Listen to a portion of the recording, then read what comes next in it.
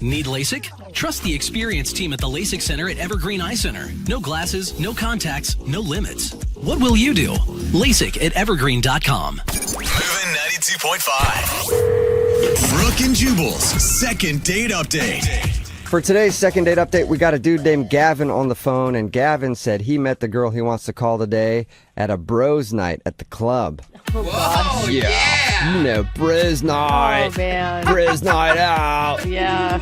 You know, where dudes go out trolling for ladies, and it's never successful. What? And then you just end the bros night back at your buddy's house, drinking and complaining about how all the girls were ugly anyway. And lesbians, too. I mean, they didn't want to talk to us. Must be a bunch of ugly lesbians at the club tonight. Only possible explanation. That's all it could possibly be. But it sounds like Gavin actually met a girl at a bros night, which is impressive. What's up, Gavin? What's up, man? How you doing? Oh, Pretty good. Gavin. How'd you do that? How'd you actually meet a girl while you were out with your buddies? Oh, man, you guys can hate all you want, but me and my buddy Dave, we go rubbing and clubbing all the time. Did you wait? Stop, Gavin. You did not just say rubbing and clubbing. I did. I don't even really know what that means. Do you rub first? Do you club first? What's happening? Just use your imagination. It ain't clubbing without the rubbing, right? Oh man, I'm using God. my imagination, and your bros night just got a lot more interesting. Dude, I feel like you're the guy that girls try to avoid when they go out to the club. I'm sorry, Gavin. I'll tell you that you're right about that sometimes, but I instantly like you better for that response, though. yeah, I mean, nobody hits all the time, right? But Right, okay. you got to try. All right, so it sounds like you didn't strike out this night. What's the girl's name that you want to call today? Casey. Ooh, Casey. say it like that. She must be sexy. Oh, man, this girl was sexy. She was exactly what I was looking for. And, you know, you dress well. You know, I dress really nice, and I smell really good. Okay, and yeah. it's like my thing. It's like what I do, right? What attracted you to Casey? She was the only female that looked in your general direction, or was it? Well, I'm like a dancer, too, right? Like, I'm not a professional dancer. I don't have no training or nothing, but I go clubbing a lot, and I watch other people, and I go home and I practice. Oh, good job. Okay. Nice. I could actually appreciate a man who enjoys dancing and isn't just trying to grind on somebody's leg. I know you do. Ladies like the dancing. Yeah. And sometimes it helps with the grinding. Yeah. You know? Even the rubbing. Exactly. All right, so you impressed her with your dance moves? Threw a little stanky leg in her direction, and she was like, yeah. Yeah. Oh, well, I pressed her with, first she caught my eye, right? She had to catch my eye with her dance moves, and just, she was looking good, man. She was wearing this cute little thing, and she was just looking good. And so it's all about body language when you're rubbing and clubbing, right? Okay. And so you gotta the reason people strike out is, right, they just go up to somebody and they're like, hey, what's up? And they throw out some stupid line, but you can't do that, man. You gotta do the body language. Oh. You gotta get to know somebody. Like, I'm gonna make them notice me before I come up and say anything to them. Okay. Right. You stand across the dance floor, and you bite your lower lip, and you do like a hump gesture and point at them. No, man, it's not like Night at the Roxbury. Like, you got to be smooth, and you got to look like a nice guy and someone who's just having a good time, right? People are attracted to somebody who's having a good time. Right. You got to laugh a lot, talk to other people, be really loud. Exactly. Okay. And then you just, slowly move your way closer, and before you knew, we was dancing together, and we was vibing, having a good time, and one thing led to another, and we have a couple drinks together, and we chat, and we're back in my place. Yeah. And what was that like? It was amazing. I was super excited about it, popping out of my pants, and we're like, Whoa, God. Damn it. I don't think you meant it like that. I think he did. Yeah. No. I think rubbing and clubbing totally meant it like that. I might have meant it like that. Yeah, I told Very, you. very, very excited that she was there. And did everything go according to plan? You guys hook up? No. So I'm in my clubbing clothes. It's all looking nice, but it's a little restrictive. So I'm going to go change into something a little restrictive, and I'm going to come back. Okay. And when I come back out, I don't know what happened, man, but she's at the door, and what's up? And she says, don't ever talk to me again, you disgusting pig, and then she leaves. Whoa. That's extreme. Gavin, What? why'd you get called a pig? What'd you do? I have no idea. I didn't do nothing. I went to change clothes, I come back, and she's ready to go. Are you sure you don't have a whiteboard in your house that has number checks for every girl you've brought back home? No, I keep that hidden away. I don't know. I feel like I believe you still. Oh, he's joking. Is he? Is there anything in your apartment at all that she could have saw that would make her call you a pig? Listen, I don't have anything out in my apartment that any lady could see that could be offensive. So if I want to bring somebody home, I don't want them to run away. It's like any movies or whatever. Nothing. Maybe when you said you wanted to get into something less restrictive, that for some reason she thought that wasn't what was on your mind when you guys went back to your house. No, I promise you, she knew exactly what was happening because when I came back out, she had put her clothes back on. Oh, okay. So she was already in the undressed state. Mm-hmm. Man, she even got dressed. Okay. Dang. And have you tried to reach out to her since? I did. I tried texting her, but I'm pretty sure she blocked me. Yeah. Oh, She said no, never hater. talk to me again. She was, I think, serious. That's why I need your help, man. This hookup never happened. It's the hookup that never was. So wait, All right, well, we'll play a song, come back, call her and get your second date update and see if we can make the hookup that never was become the hookup that could be. That sounds like a movie title or something. I love it. Let's do it. Yeah, it's the sequel to Rubbing and Clubbing. So we'll do that right after this. Hang on. Moving 92.5. Brooke and Jubal's second date update. All right, Gavin, are you ready to make your phone call? I'm ready. Well, before we do that, Gavin, I need to slip into something a little more comfortable. Kind of like how you did on your date. So I know you can't see me right now because you're on the phone, but I've put on my leather shorts, my knee-high gym socks, how is this more comfortable? of course, my pink Vicky's Secret bra, and my mask. I just put my mask on. Oh my God. I'm ready to hang out. You gotta stop. You give me a hot and bothered. What? I'm sorry, I had to unzip the mouth on my mask there. Sorry, Gavin. It was That probably took a hard to hear. turn. Oh, gross. All right. Don't push my buttons, man. Yeah, I know. I know you're getting all excited. You're like, I don't want to call this girl for a second date. You just want to meet up with me now. Yeah. The reason why I bring that up is because Gavin met a girl named Casey at the club. They went back to his house. They were fooling around, and he was like, I'm going to go change my clothes, slip into something a little more comfortable. And then when he came out, she had put her clothes back on, called him a pig, and said she never wanted to talk to him, and then left. You believe that? Yeah, we do believe it. It's very believable, Gavin. It's not believable. I'm not a pig. I don't know why she thinks that. All right, well, we'll give her a call right now and see if we can figure it out for you, okay? Yeah, man, good luck. This girl don't even answer her phone. Yeah, okay. Here's the thing. I don't feel super great about calling this girl because she said she never wanted to talk to you again. Are you looking just for a hookup with her? Do you need some sort of what do you want out of this? Absolutely. I just want to hook up. What? Why would? There's like 1,000 girls you can go hook up with, Gavin. Why her? Because if you saw her, you'd know. Oh, okay. And also because she walked away. He was so close. Right. Look, I had my mind set on it. That's all. Well, okay. I will stop you from all the romantic talk, and we'll continue this. Yeah, we'll see if we can make this love connection happen for you. All right, here we go. I'm going to dial the phone number.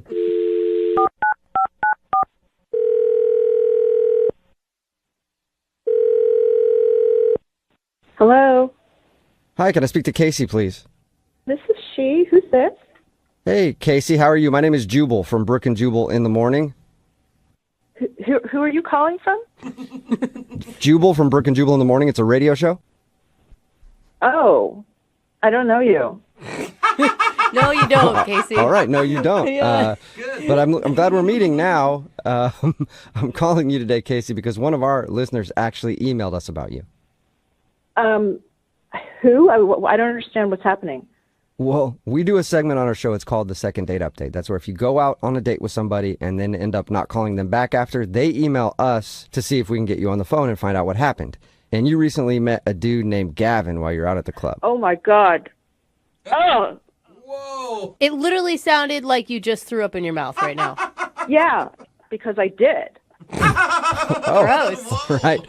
So Gavin told us a little bit about meeting you. He said he liked you a lot and he thought everything was going fine. But then you left his house and called him a pig and said you never wanted to talk to him again. That's right.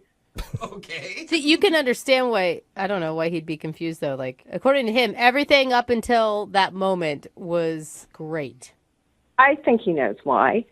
No. Well, we talked to him and he has no idea. Do you want to tell us? The guy's a pig and he knows it.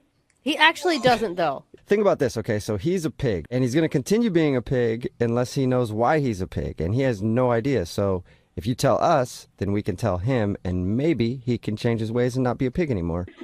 You could help turn that pig into a beautiful butterfly. Now, let's not go too far, right? Like, she threw up in her own mouth, for God's sakes. I think that may be a stretch. I just know that he's a cheater. Whoa. How? And how do you know that? So I don't know what he told you, but we were having a good time. We were. And we were on his couch, and then he went into his room. And so I looked up, and I saw that he had, those Amazon Echoes. Yeah. Oh, yeah. And, I just met him, and, I got to take care of myself. And my girlfriends have told me that you could find out a lot about people from their Amazons, right? Oh, I thought you were going to say he was cheating with Alexa, which would be terrible. Wait. How do you find out stuff about somebody from their Alexa? Well, you can grocery shop for groceries with your Amazon account. And so I asked Alexa, what's in your shopping list? And so he had a couple of like razor blades and shaving cream and cotton balls. And then it started getting into stuff like feminine hygiene products, secret deodorant, like CoverGirl makeup. What? Yeah, and he lives in a one-bedroom apartment, so this isn't a roommate. He's clearly living with a woman and must have been his girlfriend. Uh-oh. So, Oh, my God. Or he's using that stuff for himself. Tampons? Really? No, Jubal. They can be fun if you know how to use them correctly. No, Okay? Don't Dude. ask me how I know that, but they can be. Casey, you are like a genius sleuth, I feel like, right now. I've got to take care of myself because there are a lot of guys out there who will just sleep around, and I'm not that kind of girl. All right. Hey, I'm sorry. I gotta say something. What? Oh, sorry, Casey. That's Gavin. He's on the other line and wants to talk to you. Hey, Casey. Oh, my God. Oh, you come in like that, Gavin. Really? Really? She just busted you, dude. Yeah, but because I'm not worried because it's all the stuff's from my mom, man. For your mom? What? From my mom. I get free Yeah. shipping. So you say. Anyone can say that. I can. No. There's no way that can be your mom's. That's just bullshit because your mom wouldn't wear CoverGirl makeup. My mom had me when she was a sophomore in high school. I got a young, hot mom. What? What? God, now it's getting worse. Yeah, that was kind of weird. Hold Sometimes people on. think she's my sister. Gavin, that doesn't... You're not buying tampons for your mom. I don't even buy tampons for my mom. Look, I understand you're upset right now, and that's okay. I forgive you, but I didn't do nothing wrong. I forgive you. What is there to forgive? You're the one. You left me hanging. Oh. It was about to go down, and all of a sudden you call me a pig, so... Oh. And you're a lying pig. I mean, Look, I don't know what you've been through that you're so distrusting, but I promise Oh, you there's no. nothing going on. Classic. He's trying to turn it back around on you, Casey, and make you the crazy one. Don't take it. Don't take the bait. Yeah, no, I'm not the crazy one. You're the one who's buying tampons for your mom and CoverGirl makeup, right? Yeah. Gavin, why are you buying all your mom's feminine hygiene products? Because I love my mom. No, Yeah, you're a but liar. it still sounds weird. Like, a lot of people like their moms or love their moms or whatever, but they don't usually buy them tampons and makeup. She gives me a list, and I order this stuff. Okay, wait, I hold don't know on. what's so hard to understand. Why doesn't she just, I don't know, maybe go to the grocery store or order it herself? Because she would have to go to the grocery store to do it. She could just tell me what to do, and I get it. She don't understand computers and all that. Wait, you have a hot young mom who doesn't understand computers. Now your story is really starting to unravel here, buddy. Well, she grew up in the 80s. When I left the other night, I was 100% sure you were a liar, but now I'm 120% sure you're a liar, and you've got this mama's boy complex. Okay, all I'm saying is there's still time to salvage something out of this. What? We never had anything. Come on. You are still not trying here, Gavin, are you Yeah, really? he is. I am. She's a beautiful woman. At this point, I wouldn't touch you with a 10-foot pole. Maybe your lies would work with somebody else at the club, but not me. I wasn't born yesterday. I thought you were just a run-of-the-mill cheater, but now, oh, God, no thanks. Okay, well, in that case, Casey, I would love to ask you if you'll go out with Gavin on a second date. We will pay for it. I have to go right now. I have to go to work. This is taking up a lot of my time. God, what a way to start the day. Can you pick me up some tampons on your way back? No, I guess I'm not getting my tampons in. Unless Gavin, you still there? Yeah, I'm here. Gavin, you're a dirty dog. I cannot believe you. You lied to us too, man. How do you know I lied to you? Because I'm not an idiot, Gavin. I don't know. Really? You're going to go buy tampons for your mom next, If Jose? she asked me, of No, course you I would not. That is such a lie. Even online, you guys wouldn't do that. I might be lying to you. But you don't know that. We can't prove it, so you know what, Gavin? You're sick, dude. Casey, the girl that you called, doesn't listen to the show, but you do, so I trust you over her. Yeah, right. Exactly. Thank you. Brooke and Jubal in the morning. Got a text in at 78592 says, I don't know what to think about that second date update, but I do know that I'm going to be rich now. Thank you. So, if you missed today's second date update, Penny wanted to call this dude named Christian. They actually knew each other in middle school, and she saw him at a fair. They decided to actually go out after they reconnected. But the reason he wasn't calling back was because during her date, she ran into a friend who she works with. They work in the same field. They do like a pyramid scheme type thing for water filters. Yeah. And they spent like 15 minutes pitching him on why he should sell these water filters, and he thought that he'd been scammed and set up by her to go out on this date just so that she could try to sell him some water filters. Yeah. Oh my God, it just dawned on me. What? Did she just do the whole second date update so she could pitch us the same thing? Whoa. Did we get scammed? Maybe you guys got scammed, but I'm still investing in this, okay? Yeah. So, yeah, you guys lost out because you don't want to believe her, but I am going to retire pretty soon. We did get a couple texts, and they're like, what are the water filters called? Like, Totally. this could honestly be a scam. And what if she never wanted to date with the guy to begin with? Oh, my God. What if the mind whole blown. thing from the very beginning? What if she never even knew him from junior high? Well, then she's a genius marketer, and good job. Yeah. Hopefully we moved some water filters for you. Remember, if you want to do a second date update, all you have to do is email the show, and we will call the person who didn't call you back. Don't forget, it is Friday, so Young Jeffrey's Song of the Week is coming up at 8:10.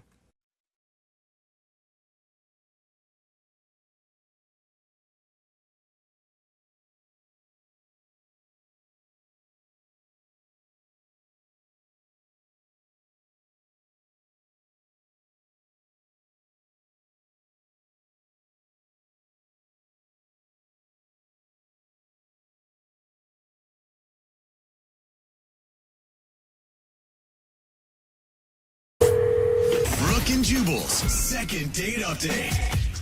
A listener named Jake is on the phone today for a second date update, and in his email, he said that there was a strict no talking policy for their first date. What? So How does that work? it sounds like an amazing date. Like, I wish they would do that on more first dates.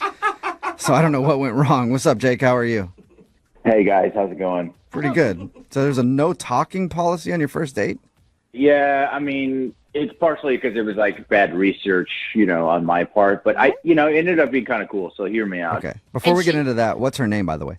Kelly. Kelly. all right. Kelly's not like a mute, and this phone call is going to go not very well because she won't be able to talk to us either, right? Oh, she can talk, but she's not talking to me. I mean, I wish she could talk. That's why I'm coming to you guys. Yeah, Yeah, okay. good So hopefully point. we can get her to talk to you again. Tell us about how you met her. We met online, Okay. and you hit it off right away. And what was really popped out to me is like she liked music. She liked to see live music and stuff like that. So I thought, oh, this would be great. Okay, that's awesome. I mean, are you Yeah. the one that initiated the date? Yeah, I mean, I asked her, and then she agreed to a first date. Sweet. And what were you feeling when you were arriving at the date for the first time?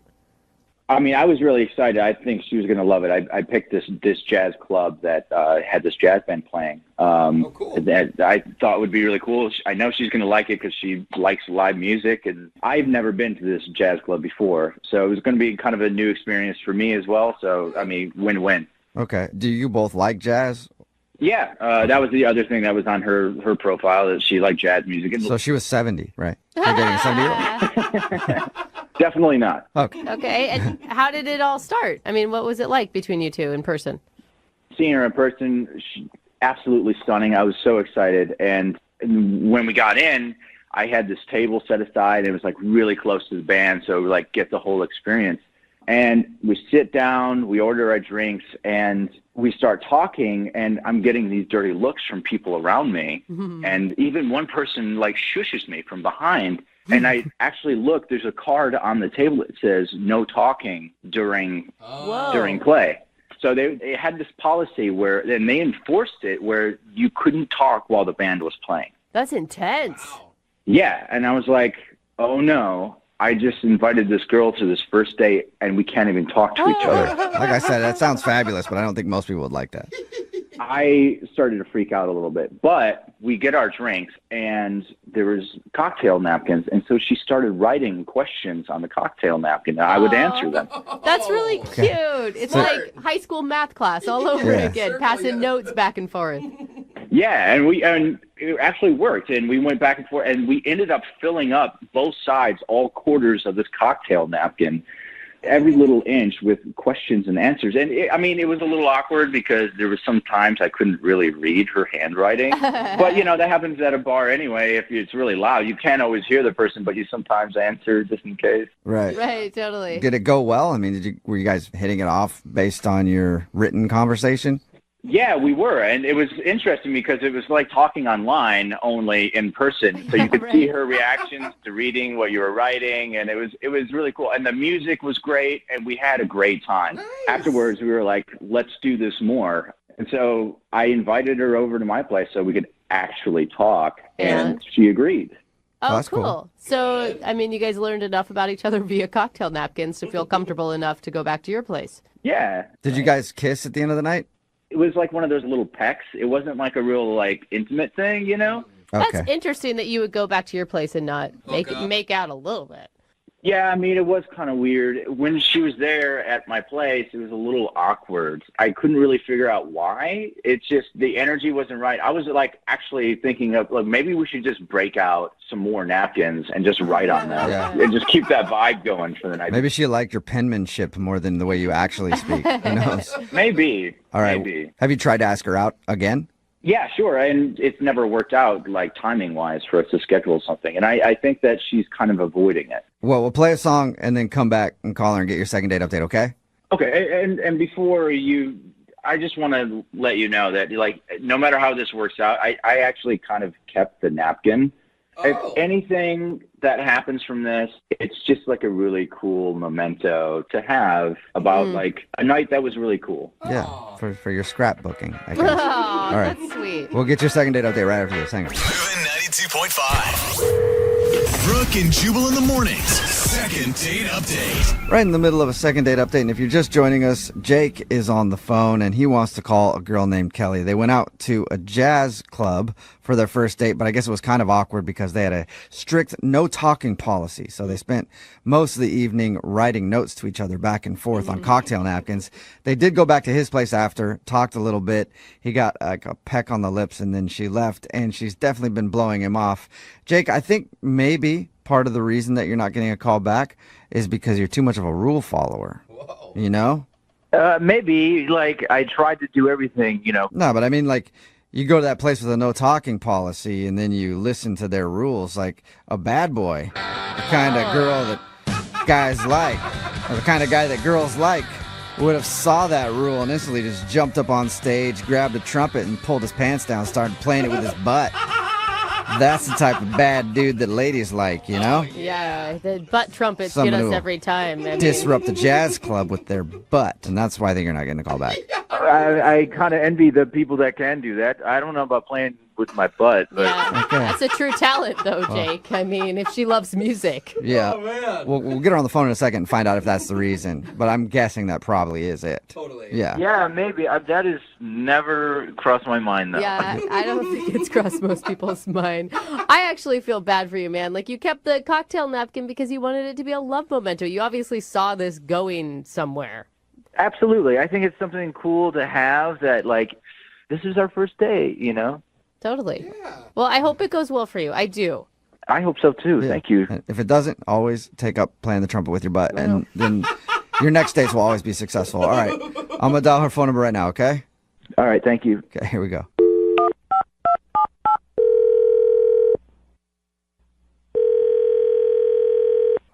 Hello?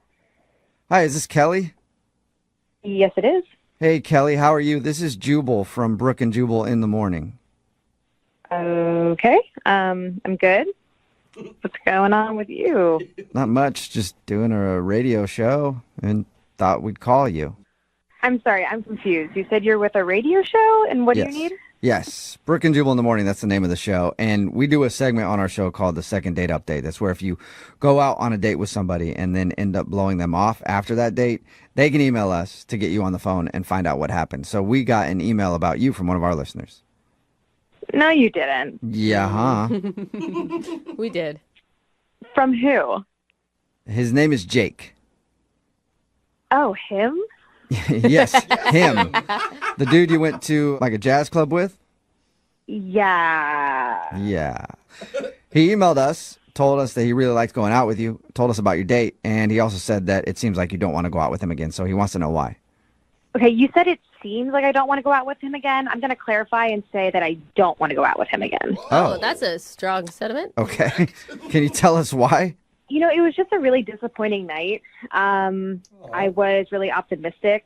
Were you hoping he would have played a trumpet with his butt? What? That doesn't make any sense to He has her. no idea what that means. Yeah, don't worry about that comment. Anyway, why was it disappointing? Okay, I don't know what you guys know, but we went to a jazz bar, and Yeah, he told us that. He said you guys couldn't talk because there was like a no talking policy, so you wrote notes. And he thought that that actually was a good thing. Like you guys bonded over that and thought it was funny and stuff. totally. It was, I mean, that was really fun. It was really cute. And then, you know, I was feeling good about the night, about him. And then we went back to his place, and he made me a drink, and then he wanted to give me a grand tour of his place. Uh-oh. Does he have something creepy in his house? We've heard that a lot on these second date updates.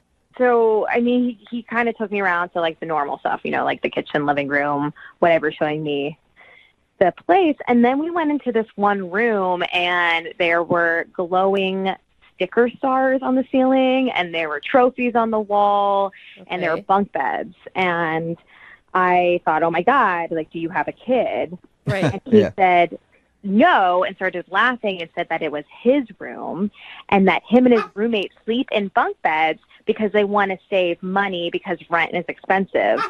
And it's not only him and his roommate in the bunk bed, but the whole apartment, which is a one-bedroom, by the way, houses 4 people. What? And some of the other people are sleeping on like a pull-out couch or on an air mattress because they all want to save money. Well, I mean, you kind of got to understand that. Like, rent is insane. That seems pretty extreme, but... Right. I mean, like, I'm all about, you know, finding ways to save your money, but I don't know if this is the right fit for me. You're not trying to date a dude with bunk beds that stares at glowing stars on his ceiling? And, oh, this is the other thing, is that he said, oh, well, my roommates aren't going to be back for another hour, so we can do stuff. Did he mean, like, obviously you think he was implying sexual stuff? I mean, most likely, but... Who knows? He's got bunk beds and stars on his ceilings. He might have meant You Legos. want He a might have bought a collar? new Lego city or something you guys could have built.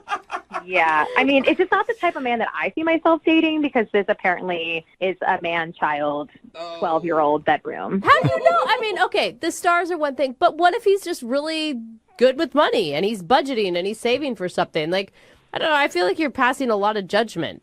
I mean, I have priorities, and I think dating someone who's sleeping on a bunk bed with his roommate underneath, like, I'm not really trying to spend the night over there. Yeah. So, but He don't could be you a have secret millionaire. Yeah.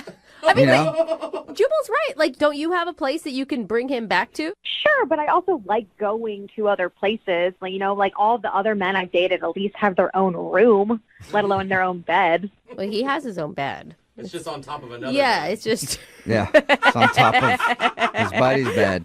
Yeah, I'm not into it, so I don't really know what else to tell you. Well, Yeah. I think you told us everything you need to tell us. I do need to tell you something, though. Jake is actually on the other line listening and wants to talk to you.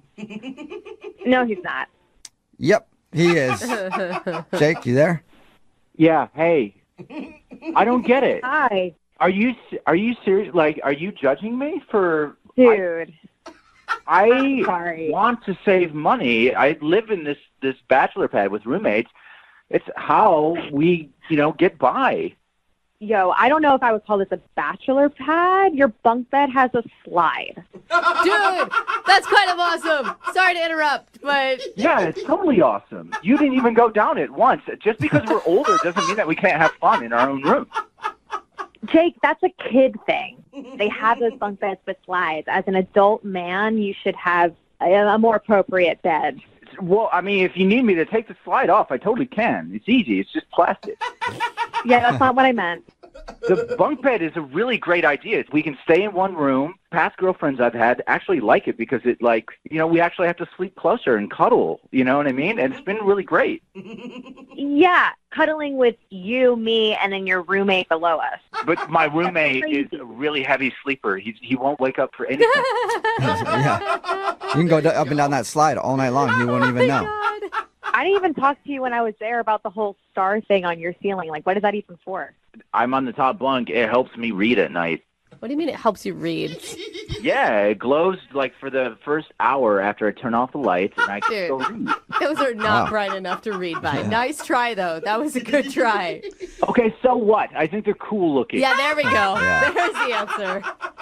I just think that I should be judged on the time that we had and the connection that we had on that night, and not on just like a piece of furniture that I have. Yeah, he still saved up his allowance so you guys could go to that jazz club. Right, Kelly? I mean, you've got to understand from her point of view. I don't think it's necessarily just about the furniture. It's that, like, you're sharing a room with the dude still. Here's the thing. I've been saving a lot of money doing this. Yeah. And I have goals what to do with that money. I'm actually going to buy a condo in the next 5 years. So there you go, Kelly. Like, he's not going to permanently be living in that bunk bed. I mean, the bunk bed might go to the condo, but who knows? But, like...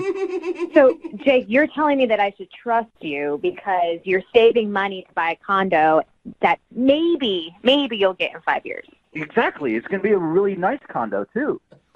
How many roommates will you have in your condo? Hopefully just one. Hopefully it's going to be you, Kelly. All right. Well, Kelly, would you like to go out on a second date with Jake? We will pay for it. And who knows, one day you could be living in a condo with Jake, with a bunk bed, with a slide. I'm going to decline this one, but thank you so much. Are you sure? Not even a second chance? There are some things that I prioritize in my dating life, and bunk beds is not one of them. Okay. I guess I don't want to go out with someone who's going to just judge me for the furniture I have in my house. Sorry, I'm judging you, and honestly, I think that the rest of the girls that you're going to meet in the rest of your life are going to judge you as well, and that's just kind of how it is. Ouch, burn. Sorry, Jake. No second date. But hey, one day you'll have that condo. And I then, will. Yeah, you will. And when you get that condo, ditch the bunk bed, all right? Yeah. I guess note taken. Go with the race car bed for that one. It's your own bed. That's what I'm talking about. Brooke and Jubal in the morning. Text in at 78592 says, I'm 40 years old and I would love to have a slide on my bed that I can actually use. She needs to stop being so stuck up. It's Brooke and Jubal in the morning. Talking about today's second date update. If you missed it, this dude, Jake, wanted to call a girl named Kelly. She wasn't calling him back because apparently he has like a kid's bed.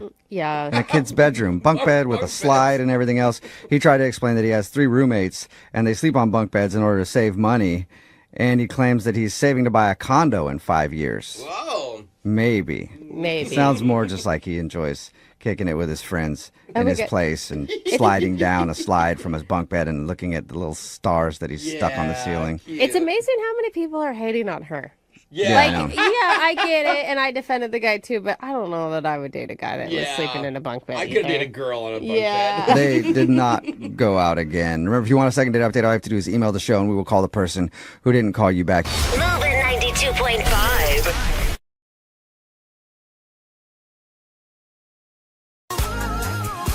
Moving 92.5. Brooke and Jubal's second date update. Today's second date update is brought to you by the bare minimum. What? If more dudes would learn to do just the bare minimum, their dates would go a lot better. You think so? Yes, I do. Wow. And proof of that is Steven, who's on the phone right now. He learned that lesson the hard way. What's up, Steven? How are you guys? Good. You're kicking yourself for not doing the bare minimum, aren't you? Well, yeah, hindsight's 20/20, but I guess so, yeah. Stop preaching that. Women actually like it when guys put in a little effort. That's what I thought, too, until I went out with Erin. Oh, Okay, right. so that's her name, Erin? Yeah, I met Erin online and learned that lesson quick. Okay. What did you do for her that backfired so badly? Well, I know I'm not the greatest dater. Like, that's just, I'm not very good at it. Okay. But, I wanted to be a little extra creative, so I picked up Erin at her house, and, she looked beautiful. I thought she was great, and I told her that I had a surprise for her. Okay. Oh, I don't know. See, that's the thing. You want something special, but when you say surprise and internet date together, it usually is going to send up some red flags for women. Yeah, I kind of thought that maybe, but I thought it'd be fun, just something different instead of just the same old date, just nothing really fun. So I went to the store right before the date on the way there, and I thought it'd be funny if I just picked up like 4 random things and then said like, let's just try to incorporate these 4 things, these random things, into our date somehow.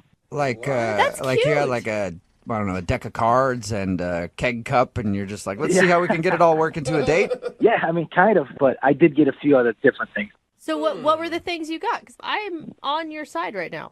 Well, I got a pair of sandals, and then I picked up like a big red mug, Clorox bleach, and then I got a toy car. That was like the 4th thing I got. How are you going to work those into a date? That was going to be the fun part. Oh, You know? all right. Bleach would have scared me right away. Exactly. I thought he was going to follow it up with like duct tape and a shovel are the other 2 things I bought. Thinking about it now, I guess the bleach is kind of weird, huh? Yeah, really weird. Yeah, I thought it was fun. I was like, well, if these things are so different from each other, how are they all going to be able to incorporate? I thought it'd be a fun idea. And what was her reaction to all these things? Well, as soon as she saw that, she said no. No. Right away. She's like, no, I don't want to do that. And she's very clear. She's like, that doesn't sound like something I want to do. So I was like, oh, what do you want to do? I kind of froze up. I had nothing in my mind that would work as a backup plan. So let me get this straight. You could make a date work with bleach, a red mug, sandals, and I can't remember what the other thing was. And you can't make a date work with just like, hey, let's go somewhere. Yeah, I mean, I don't know. Yeah, I guess not. I just panicked. I had this kind of idea in my mind that this was going to be this adventure date, but it wasn't, and it wasn't going to be that way. What do you guys actually do? She just said, like, let's just go to a bar and drink and we'll talk. Wow. And that's what I mean, the bare minimum, Yeah. Steven. Yeah, well, I wish I would have went that route anyways, but I didn't. Were you able to recover from the bottle of bleach? The thing was, it was tough. We got to the bar and talked, and I just kind of never really recovered from it. We just never got in a groove at all. Okay. Really, I was just in my head the whole time, and I couldn't get out of it. And I kind of was going back to just how I fumbled the ball, right away, and I just couldn't get in the groove. It was all on me. I just couldn't recover. I feel like you're being too hard on yourself. I mean, you put in some valiant effort. It sounded like, if she were willing, it could have been a fun experience. Yeah, no, I really don't think she had any fun with me. All right, well, Okay, then. that could have happened. So you're trying to get her on the phone to see if you can get a do-over? Yeah, I did try for a second date, so I did send her flowers the next day. That's nice. And I just said, thanks for coming with me, and I'd love to take you out again. And I did promise her that the second date would be a lot easier and much better. All right. And did you hear anything back from the flowers? I didn't hear anything for 2 days, and then she did text, and she told me that she was really thankful for the flowers. But it took her 2 days to write you? Yeah, it was like a day. I think the flowers get delivered, and then the next, 2 days after that, or a day after that. And then I replied back to her asking her if she wanted to go on that second date, and then I haven't heard anything from her since. So, Are you sure you just don't want to chalk this up to a bad experience and find another girl online? I thought about that, but I really think about her quite a bit, and I think she's great. And I think that, honestly, that first date, and it was so awkward and bad right off the door, I'm hoping that maybe the second date would just kind of smooth things over, and I'll be a little bit more confident in making better choices, I guess, making it a lot easier. All right. Well, we'll play a song, come back, call her, and see if we can get you a second date where you can try to do better. All right? Great. That's all I want. Thanks. Yep. Moving 92.5. Brooke and Jubal in the mornings. Second date update. You know what they always say? When life gets you down, you lay there and make excuses until somebody feels bad for you and tries to help you out. Yeah, I heard that. That's The old saying. it's catchy, too. And Steven is on the phone right now, and he got knocked down by love in the second date update today. He went out with a girl named Erin. He actually had some fun plans to do like a weird date kind of thing. I don't really want to go into the whole recap of it, but he made plans for what he thought was a fun date, and he thought that she had a horrible time. So even after the date, he sent her some flowers And all he got was a text back saying, thanks for the flowers, and then no response. So he hasn't heard anything from her since. We're about to get her on the phone and see if Steven can get some redemption. Steven, you ready? I am, yeah. Okay, and I don't want you to come out of this, Steven, feeling bad about yourself. Because, I mean, if this doesn't work out, you are a thoughtful, caring, seems like very gentle human being. And you should stick with that. Oh, thanks for that. Yeah, but I mean, I know I'm not the best dater, and I kind of screw up things a lot. So. All right, I tried to give you some confidence. Well, I'm going to dial her phone number right now. Okay, you ready? Yep. All right, here we go.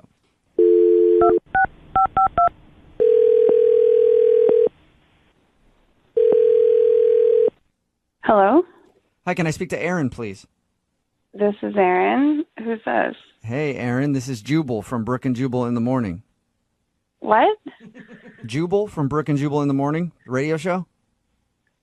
Sorry, I'm not familiar. No, you're not? I don't think so. Good, we're off to a great start. So we do a segment on our show that's called the Second Date Update. And we recently got an email from one of our listeners about you. Oh, okay. Who? His name is Steven. Oh, he emailed you guys? Yep. He emailed us, told us a little bit about your date, and said that he really liked you, but now you're not getting back to him. So he thought maybe we could find out what went wrong. Okay. I mean, Steven, he's a nice guy. Like, I thought he was cool.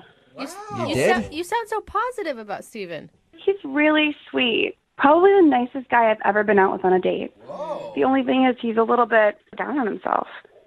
What? Down on himself? Yeah, I think he's a little bit too down on himself. Well, we talked to him, and he doesn't sound like the most confident guy in the world, or even near the most confident guy in the world. Mm-hmm. And he told us about your date. He said that he had planned some kind of fun date for you guys, and you turned him down instantly and were like, no, I want to go to a bar. Oh, yeah. I mean, I felt bad about that. Normally, I'd be down for that kind of thing immediately, but I didn't explain. I was kind of hungover from the day before, so I needed to just get back to normal. So that's why I thought, let's go to a bar. Wait, so you weren't freaked out by the bottle of bleach he had, or you didn't think he was an idiot for even thinking about it? I mean, I didn't think about the bleach much because I was, like I said, hungover. But I just thought, let's keep it simple because I don't feel well. Let's just get to know each other. Okay. That sounds so nice. Yeah, it does. He said that's the part that really threw him off because he didn't know what to do with that. He said he felt kind of awkward and felt bad that he had tried to plan something that you didn't like. Oh, yeah, he made that very clear. Oh, no. I mean, he apologized the entire night, and I kept telling him, no, it's fine. And I even told him that I kind of felt bad for turning it down so abruptly, but he just couldn't let it go the whole date. Whoa. Okay, and did that just kind of get annoying to you? Well, I felt like I kind of had to pick him up, like, no, it's okay. Let's just move on. Yeah, and like one of the most attractive things about a person can be confidence. Yeah, it was just, I couldn't even get to know him because he was beating himself up. He was like, I'm a terrible person. I actually visually picture him punching himself in the face when you say that. I mean, yeah, I think he kind of was inside, and it made me feel kind of bad because I felt like I was doing that to him. Oh, no. Now you guys are just both on this date feeling horrible for him, I guess. You're both feeling bad for him. Yeah, I mean, no matter what I said or did, I just couldn't really get him out of it. I mean, he's got, like, zero confidence. Like, he went to the bathroom, and he was gone so long. Like, I clocked it at 20 minutes before I checked on him. Well, that's not confidence. That's like a, I don't know, lactose intolerance or something. That's Oh, no. There's another issue there. I went to check on him because I was concerned, just wondering what was up. And he was outside the bathroom saying that there were people in there and that he couldn't, go when there was other guys around. So he was waiting for it to be empty. Shut up. He told you that? He can't Yeah. He can't use a urinal when other people are around? Yeah, I mean, I guess not. I mean, he was just standing outside the door that whole time. Oh my gosh. Did you offer I'll watch the girls' room so you can at least use a private stall? No, luckily some guy came out and he sprinted inside, and I did watch the door for him. He's like, "Can you watch the door for me?" And I was like, "Sure." Can you watch my door? I gotta pee real bad. I could see how that might be a little bit of a turn off. Not a little bit. That is a big turn off. Yeah. Yeah, I mean, I didn't really even know how to feel. I just kind of stood outside the bathroom and watched for him, and then we finished our date, and yeah, I didn't really know how to feel about him. All right, well, he knows how to feel about you because he liked you a lot. I mean, that's really sweet. I mean, I liked the idea of him. It's hard to say, though, you know? Okay. Well, I need to let you know, Aaron, Steven is actually on the other line listening to this conversation and wants to talk to you. What? Yeah. Steven, are you there? Yeah, I'm here. Hi, Aaron. Sorry about this. Oh, no. You don't need to apologize, Steven. Yeah, you don't need to apologize, Steven. You don't have to worry about it. No, I should. I do. I really should apologize to you. I shouldn't have called the radio station. Maybe I don't know. Maybe that was a good idea. Steven. You were wondering what was going on. I get it. Well, I do want to apologize. I'm sorry about it. Steven, what are you doing? Stop apologizing. Steven, I felt bad that I turned down your idea, you know, for incorporating objects into our date or whatever. Like, I would normally be down for that. Like, I just want to be clear. I felt bad. So you don't have to feel bad. No, I'm sorry about it. I shouldn't have probably done that right away. No, you don't have to apologize. You don't have to. It's okay. Well, I don't know. I just feel bad that I'm making you feel bad about, like, me feeling bad. So it's like, I'm sorry about that. The lack of confidence is kind of endearing to me now, Aaron. I don't know. I mean, you just have to stop apologizing. You're okay. We'll move on from here. Steven, Aaron is telling you not to worry about it. Do you hear her saying that? Yeah, I heard her. No, and I appreciate that. But, you know, I know the truth, and it's probably more on some of the things that I've done. So You don't know the truth. That's the thing. Like, everything about you sounds really great and attractive and something that Aaron would want, except for this piece of you that seems to overshadow everything else. Like when you were talking about skiing and you made a joke about the bunny hills and I cracked up. Do you remember that? I mean, you were really funny and charming. Oh, thanks. Yeah. I mean, I'm just not very good at skiing, so it's funny to, like, I don't know. Somehow I have a feeling, Steven, that you wouldn't think you were very good at skiing. Anything. But you thought that was funny? Yeah, of course. I thought maybe you were just being nice. Of course. No, honestly, I mean, you're really funny. You just need to work on your confidence a little bit, and you'd be sexy even. Wow, that's very nice of you to say. Thank you.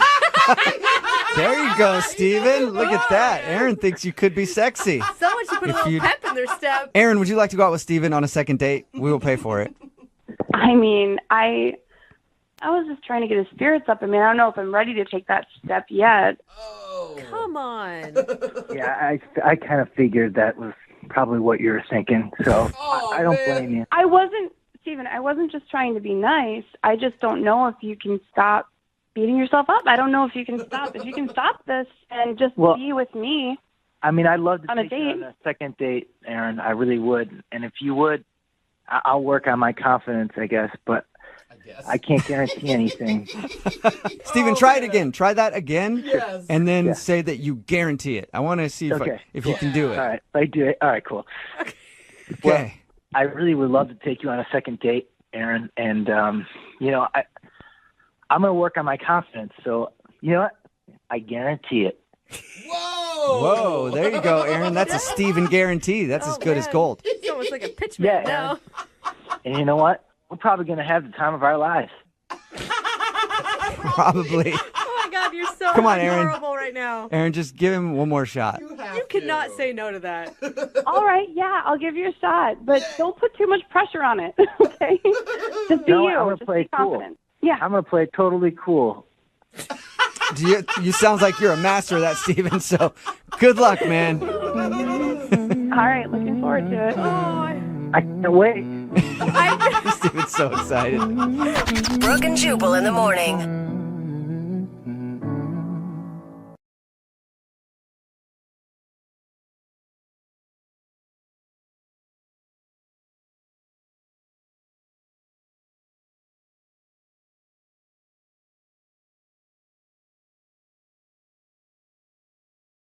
Are you single and feeling out of the loop? Put away that mouse and get out of the house. Join In the Loop, Seattle's brand new activities club just for singles. Go to intheloopsingles.com today. Moving 92.5. Brooke and Jubal's second date update. Business conventions are good for three reasons. One, You get to learn new techniques about whatever industry that you're in, maybe help you increase your business. Number 2, the sex. And then number 3, the sex. What? Those are the 3 reasons that business conventions are really, really good. What are you talking about? Anytime you meet somebody at a convention, you just assume you're probably going to be having sex with them. What are you in the porn industry? Like, No, what it's just- industry are you in? Everybody knows that about business conventions. It's like you're in town for one night, you're for the weekend, and you're just there, and you go and you learn whatever it is that you have to learn for the day. Then you go out drinking at night, and usually probably hook up with somebody. All right. And that's where James, who's on the phone today, he met the girl that he wants to call at a business convention. So I'm assuming that they slept together. Did you, James? We did not. Oh, Yeah, what are you doing, see? man? Come on, it's a convention girl. They're so easy. I guess I don't know if that's true yet. Oh, Yeah. okay. Is that the way it is? You know what? I haven't been to a business convention in a long time. So I was at a marketing company for like a couple years, and it was terrible. But that's what I remember always thinking every time I had to go to convention was like, I'm going to get lucky. Did you ever? By myself? Sure. But that's just... So there's no fact at all to what you're saying. Are business conventions like what I think they are? You know, it's a lot of people. We're trapped in space. You know, when you get out, I guess things could happen. It happened for me this time, but, you know. Why don't you tell us a little bit about the girl that you want to call today? Yeah, her name is Kira. We met at a convention. Really? I come in out of town. Interesting. You met at a convention? Yeah, Odd. Talking we about met at that. this convention. Shock, right? I come in from out of town every couple of weeks. That's where I met her, and we just kind of hit it off. Have you ever seen her before, or... No, this is my first time seeing her. Was at this specific convention. Okay. And did you guys actually go out on a date, or did you just hang out all day at the convention? Well, we hung out, and then I said, hey, do you want to grab, some dinner tonight? I'm leaving tomorrow if you want to grab dinner tonight. And she said, yeah. Was it clear that it was a date? Because I feel like if you're hanging out all day with business people, it could just be like, hey, we're both from out of town. We both have to go out to eat. That's when the sex happens. Oh, of course. Sorry. Have you never been in business before, ever? Apparently not. I mean, she knew that this was more than a dinner date. And, honestly, I was kind of hoping that we would end up having a little bit of sex maybe at the end of the night. Yes. There you go. I actually knew that already because I read your email, and it says at one point you started actually asking her about getting physical with each other. What? Yeah. After a few drinks, I did. That sounds so awkward to me. Well, I mean, we're having a couple of drinks, and I felt comfortable. I felt like she was comfortable too. So it wasn't. I guess look back at it, it was not the kind of move I should have made. How did you approach that with her, though? What'd you say? I was just like, how about I got my room key. Hotel's right next door. I was trying to be sly, and it was not sly. What did she say to you back? She kind of got a little uncomfortable and was like ready to go, and I felt awful. I'm a human, and I offered to walk her back to her hotel, and she said no thanks, and got a cab, and I just went back to my place, and I tried to reach out. I did because I felt bad, and I haven't heard from her. What'd you do by trying to reach out? You text her or call her? Yeah, sent her a text. That seems to be the easiest way to get a hold of her, and I haven't heard anything. I think the problem was that you actually asked her to go to your hotel. Everybody knows the way you approach that is you just slide your room key across the table and wink 3 times. So gross. Lesson learned. And then you go, and then she'll just pick up on that hint. I mean, all joking aside, I really, really liked this girl. And I mean, that's why I wrote in, because I want to try to make this happen, Okay, so do you want to apologize to her for being maybe a little too forward and then ask her for a second date? Absolutely. I want to apologize, and I want to see if I can't get a second chance, Mm-hmm. You feel like she got the wrong impression. Yeah, that's not really me. That's not really you, but if she would have said yes to going back to your room, you would have absolutely done it, right? So it's you sometimes. So sometimes that's really you, but you would actually like to date her. I mean, there's 2 sides to each person, right? Yeah. Before all that happened, I really do think we had an actual connection, and I'm very interested and attracted to her. So you think you just messed up by trying to get it back to your room same night that you met? I totally messed up. I totally messed it up. I mean, we were drinking, and you know how it is. You take signs that might not be there, Yeah. All right, well, we'll play a song, come back, call her and get your second date update, all right? All right, thanks. All right, hang on. Moving 92.5. Brooke and Jubal in the mornings. Second date update. We've got James on the phone with us, and today he wants to call a girl named Kiera. They met at a convention. He thinks he screwed up their first date because during dinner, he asked her if she wanted to go back to his hotel room. Mm-hmm. Not to, like, check out the great deal on Wi-Fi that they have there or the great amenities. To do stuff that adults do with each other in hotel rooms on occasion. Yes. And she turned him down and said no and hasn't talked to him since. But he'd like to get her on the phone because they met at this convention. He's in town once in a while. He wants to go out with her again, like on an actual date and not just try to, get some butt. So, Butt? yeah. God, that is one sexy way to put it. Oh, my All right, God. How could a James. girl say no? You're about ready to give her a call and see if you can do some damage control and get another date? Let's see what happens. All right. The tough part about this for you is convincing her that you're not just interested in sex. Right. Because you already went there, so how do you go back and be like, no, I promise that wasn't the only thing that I'm interested in. I would actually like to date you. Charm? Yeah, maybe. You think you have some of that, James? Well, I guess we'll find out today. If you had charm, you would have been Yeah, able to get her to go exactly. back to your room. You wouldn't even be having this problem. Yeah, I guess it's the power of persuasion then. I think just be honest and true to yourself, James, is probably the best goal here. Okay, yeah, I'll just, apologize and let her know that I was just too forward and see if we can't, go back and try it again and show her who I really am. Okay, cool. Well, I'm going to dial the phone right now and get her on the phone. You ready? All right, let's do it. Okay.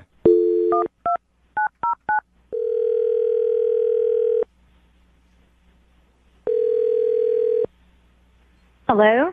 Hi, can I speak to Kiera, please? Speaking. Hi, Kiera. This is Jubal from Brooke and Jubal in the Morning. How are you? This is who? Jubal from Brooke and Jubal in the Morning? Jubal. I'm sorry, I don't know who this is. Okay. I'm calling from Brooke and Jubal in the Morning. It's a radio show. Okay. One of our listeners recently emailed us about you, asking if we could get you on the phone. Someone wants me on the phone? Yeah, sort of. We do a segment on our show called the Second Date Update. It's basically if you go out on a date with somebody and then blow them off, they email us and ask if we can get you on the phone and ask if they did something wrong. Who would do that? His name is James, and you recently met him at a convention. God, really? Yep. James emailed us and asked if we could get a hold of you because you're apparently not answering any of his text messages. Did you like James at all? Well, I liked him on our date until the very end, but no. Are you talking about the point where he asked if you wanted to go back to his hotel room? He told you that? Yeah, he did. Yep. He told us because we asked him about your date and about meeting you. He said that he really liked you, but he also felt like he kind of overstepped his bounds there, and he felt bad about it. He kind of overstepped his boundaries? Did he tell you everything? That's all I know is that you guys met at a convention, went out for dinner, and he asked you to go back to his room, and that's the last he heard from you. That's all he told us. Okay, so did he tell you towards the end of dinner, and I understand we had both had a couple of drinks, but did he tell you that he said to me, hey, I'm in town every couple of weeks, and I would love to have you as my friend with benefits. That is seriously what he propositioned you? He was already trying to get me back to his place that night, which I figured out. Yeah. I'm not stupid. It's not my first convention, but just be like, hey, baby, I'm in town every couple of weeks. You could be my regular friends with benefits? What the hell is that all about? Is that really how he said it? Because that's not how he explained it to us at all. Well, I'm sure he's being all sweet when he explains it to you guys. He doesn't want to sound like a f***ing dick. Yeah, good point. And then, when I said no, because seriously, I've known him over dinner for maybe an hour and a half. Yeah. He accused me of being a f***ing prude. No, he didn't. What? He sure did. How did he say that? So weird, because I value myself as a human being, not just as a woman, but as a human being who just doesn't want to spread my legs over cheap wine and shitty steak. Oh, my God. So, me a prude? what did he say to you? Did he flat out call you a prude? He did. He called me a f***ing prude at dinner, and that was that. And That from there, is- I got up and I went to go get a cab to go back to my hotel. That is so like the way he painted it was how much he enjoyed your company and how great he thought you were. Like, I would have never guessed he was that sleazy. I would have never thought he was that sleazy when he so very nicely asked me out after we hung out all day. But as it turns out, he's no different than the majority of the sleazeballs who go to these conventions and are like, hey, time to hook up. Wife's not around. I mean, they're all kids. Does this happen a lot at conventions? Oh, my God, yeah. I mean, everyone who's ever been to a convention knows it's just like code for one big fest. That's funny. My friends. I was joking about that earlier. We were talking about it, and I was like, that's the way at least I would think of conventions. Wait, I mean, I guess you get a bunch of horny businessmen out there. Is this the first time something like this has happened to you? Actually, it is, because this is the first time I've ever said yes to going to dinner with anyone. Yeah. Normally, I just go, I do my thing, I hang out with whoever's there, and I just go back to my hotel room and go to bed. Yeah. So he told us that he tried to text you after your date. Oh, Hey. yeah, he sure did. Oh. Did he What not did he just say? apologize in his text? No. I mean, he did. He's like, listen, I'm sorry if things got out of hand. And I wrote him back. I'm like, just don't contact me ever again. And then the guy has the balls to say, well, you don't know what you're missing with this d-. And I'm like, what? That's so He really said that to you? He really, I still have the text message. Wow. my gosh, that is he so- left all of that out. It didn't, from his side of the story, it sounds like he was very sweet to you after, like, I really apologize for asking you to go back to my room. That was so wrong of me. Wouldn't you love to just kind of talk to him about it, though? Actually, I really wouldn't like to talk to him about it. I hope I never talk to him or see him again Oh, at all. that's a shame, because he's on the phone listening right now and wants to talk to you. What? Yeah. Kira, don't you think you're like over-exaggerating this? No, I seriously am not over-exaggerating. I have those text messages that you sent me, and you're like a foul, crass pig, and I don't want All right, to talk to you anymore. Kira, please, just hang on 1 second, all right? I apologize for the text messages, and it isn't really me, but I mean at the same time we were both drinking a lot. I don't remember sending you that text message. I remember apologizing, but I don't remember saying anything about my d. I wouldn't do that. I thought it was just another piece of proof of what a disgusting pig that you are, that I saved it, showed it to all the women that I know that are going to the convention in a week to make sure that they didn't as much as even say hello to you. That's so awesome. But you know what? You were the one that went out with me. Didn't you just say that you knew that's what these conventions were all about, and yet you came out to dinner with me? You can't place this on me. What? I went out to dinner with you. I didn't go back to your hotel room with you and then suddenly become a prude. There's a big difference. I mean, learn it. Well, but here's the deal. You got me going. We were there together, and then all of a sudden you're going to walk away? That sounds like a prude to me. What? We were drinking, you were flirting, you were trying to get me going, and you got me going. Oh my gosh! James, why do you have to say it like that? Stop! It's true. You did it to me. You got me there. Oh my God. Seriously, you guys, I'm so sick of this guy. He's a pig. If you can't tell that, all of you are delusional. No, No, I don't think anybody doubts that. Everybody's on your side with this one, Kira. Once I heard the phrase "got me going" Oh, God. a few times in there, So I'm on board.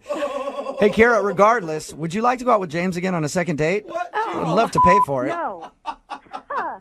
No? Hell no. What if we don't get him going as bad on this date? Oh. I would sooner go out with my dog. Yeah, whatever, you prude. You need to learn how to throw your signals out. Yeah. Yeah, it's definitely Kira's fault. Go get a prostitute next time, honey. Well, you know what? There's another convention coming up. I'll see what I can do. Now you guys got me going with that whole prostitute thing. And when you got me going, you got me going. Brooke and Jubal in the morning. It's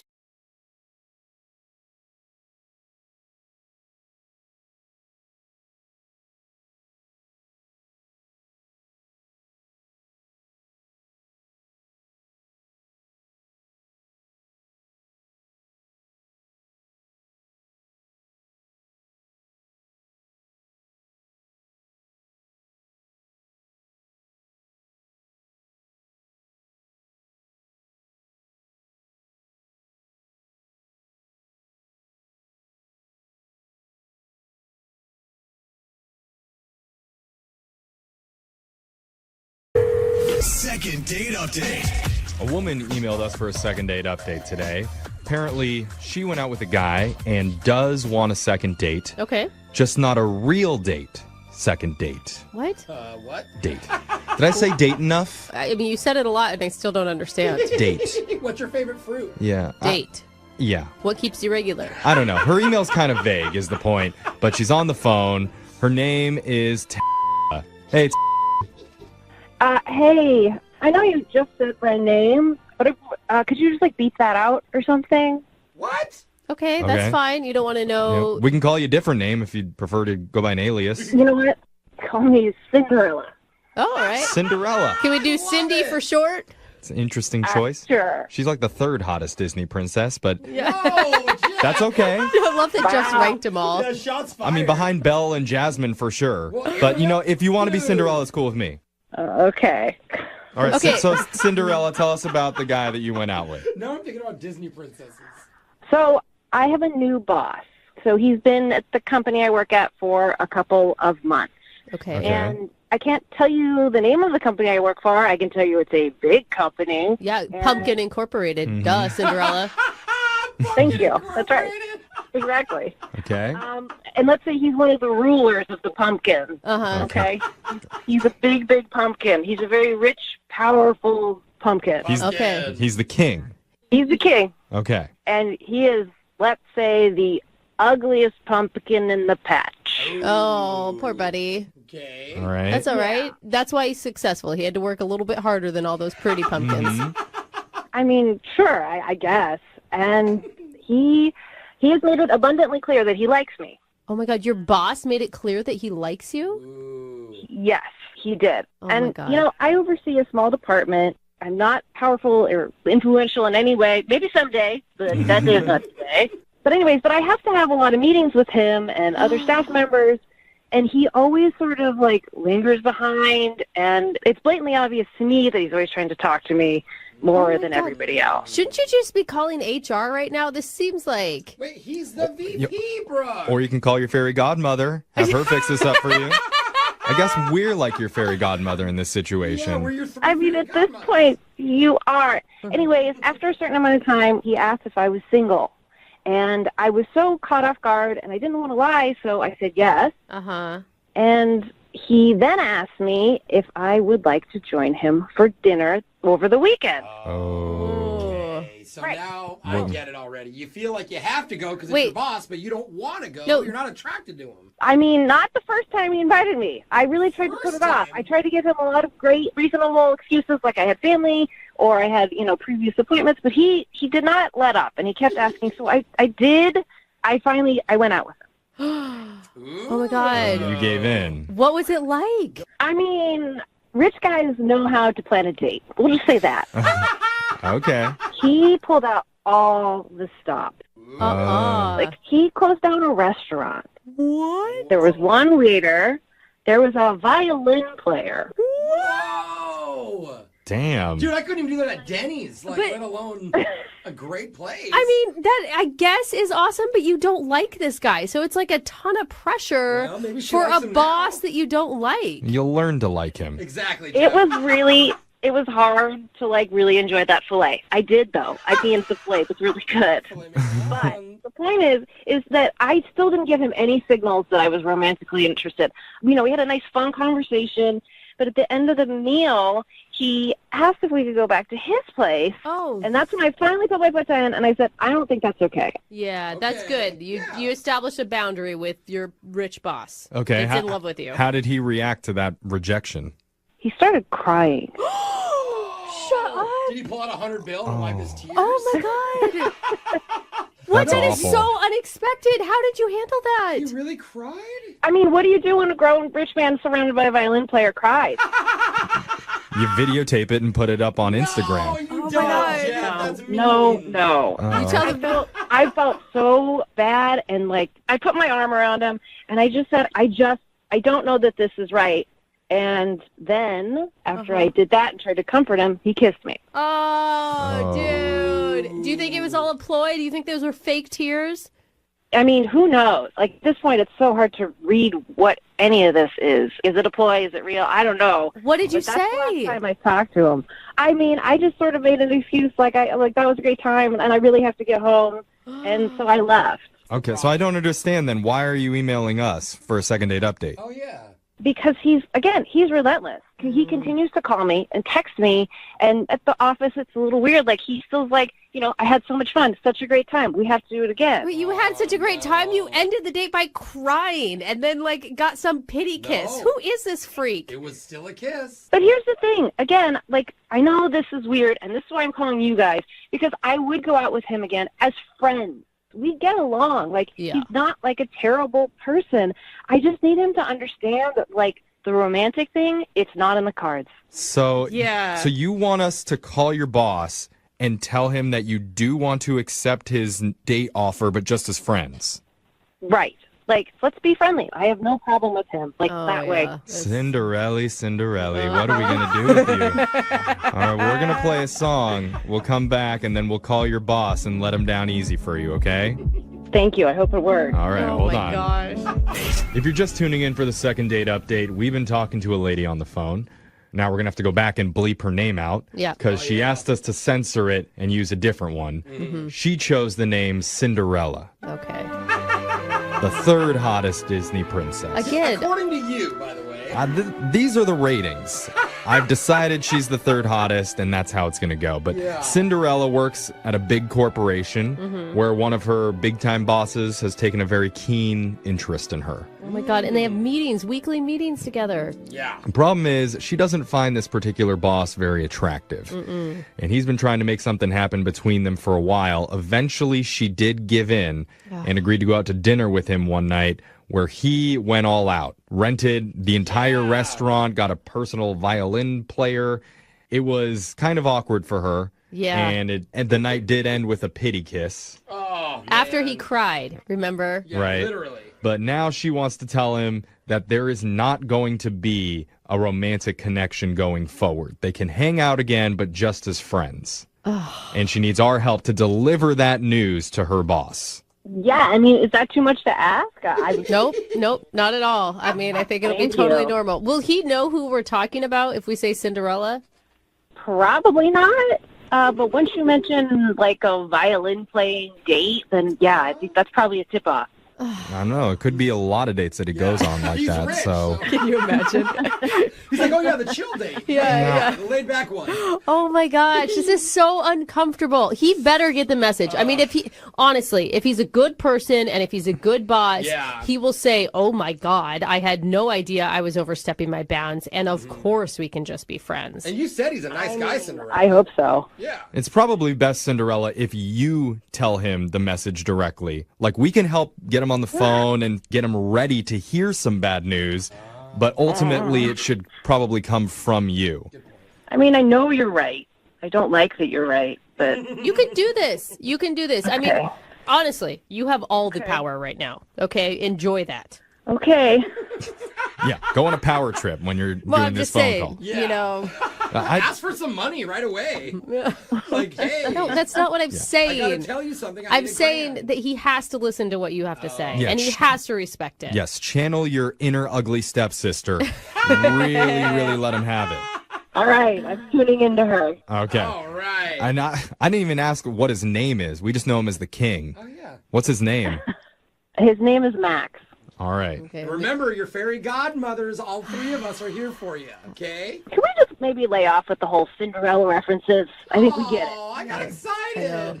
You should have really thought that out before you chose that name. You did this. Okay, you're right. You're right. So we're going to call Max for you, and we're going to give him his happily never after, okay? Oh, no. See, we can't stop. Okay. All right, let's dial the phone number. Here we go.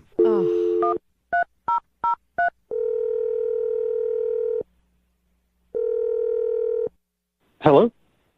Hi, is Max there? May I ask who's calling? My name's young Jeffrey from Brooke and Jeffrey in the morning, and we're doing... From the radio show? Yeah. Yeah. Oh my god, are you guys second date updating me?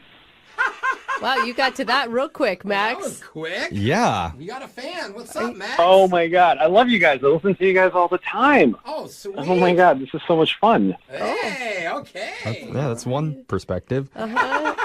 Okay, so you know how the second date updates work then? I do, and fortunately for me, I've been on a date recently, so I think I know where this is going. Okay. Look how excited he Okay. is.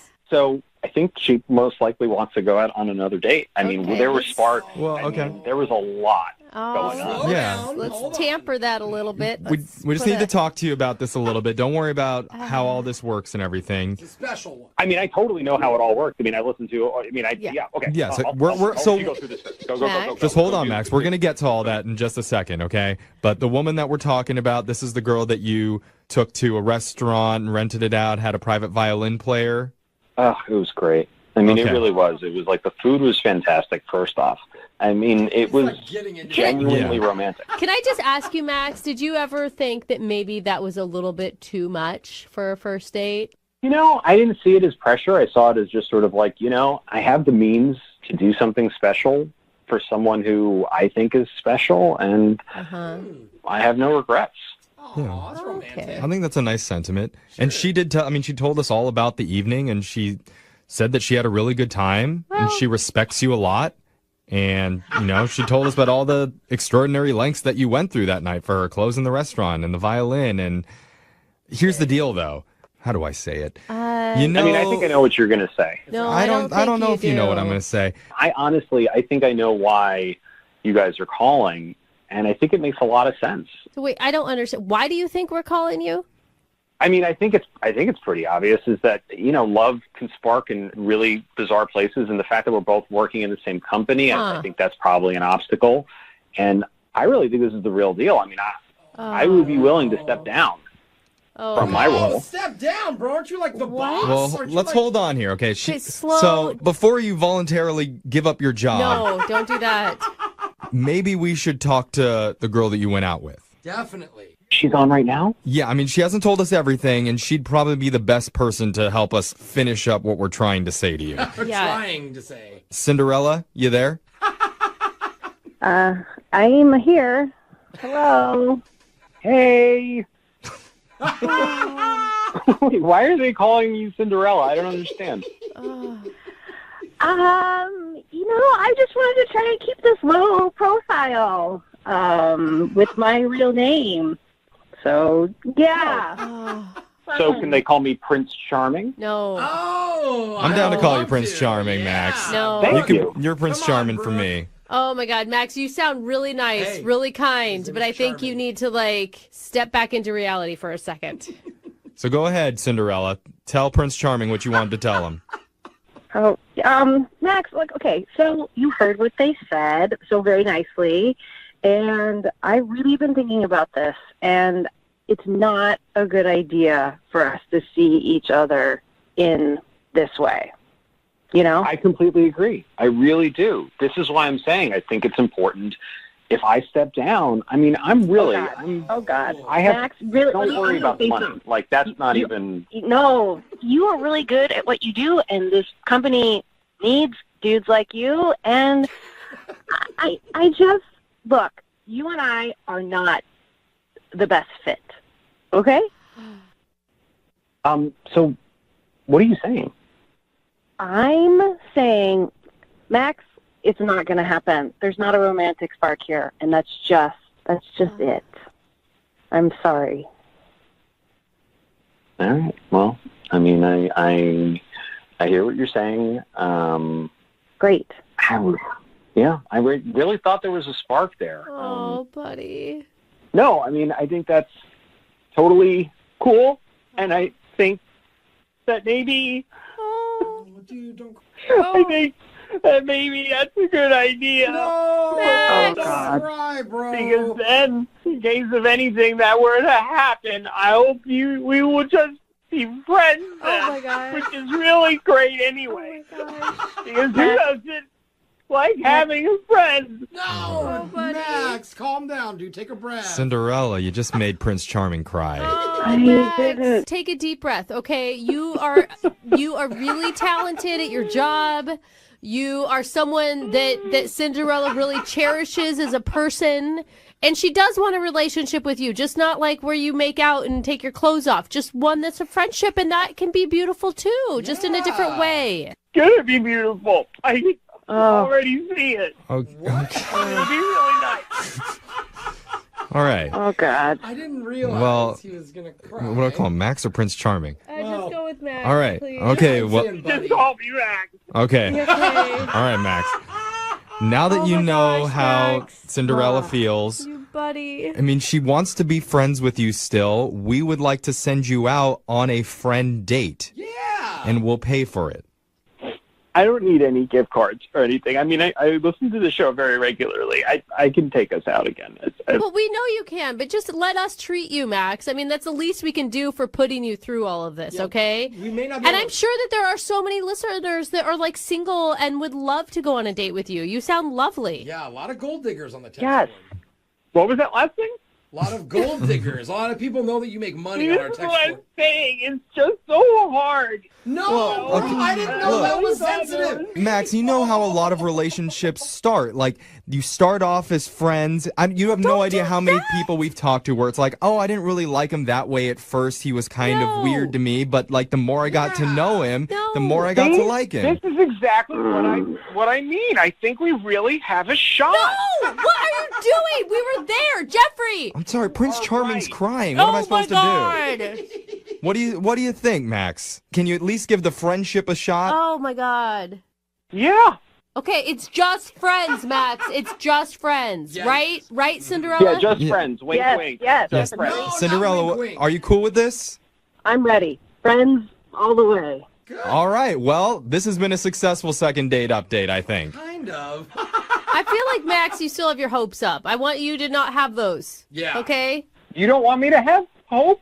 No, not like...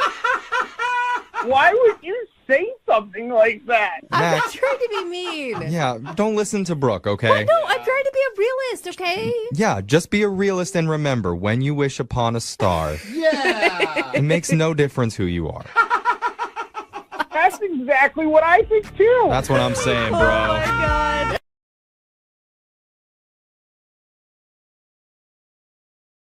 Are you looking for the thrill of your life?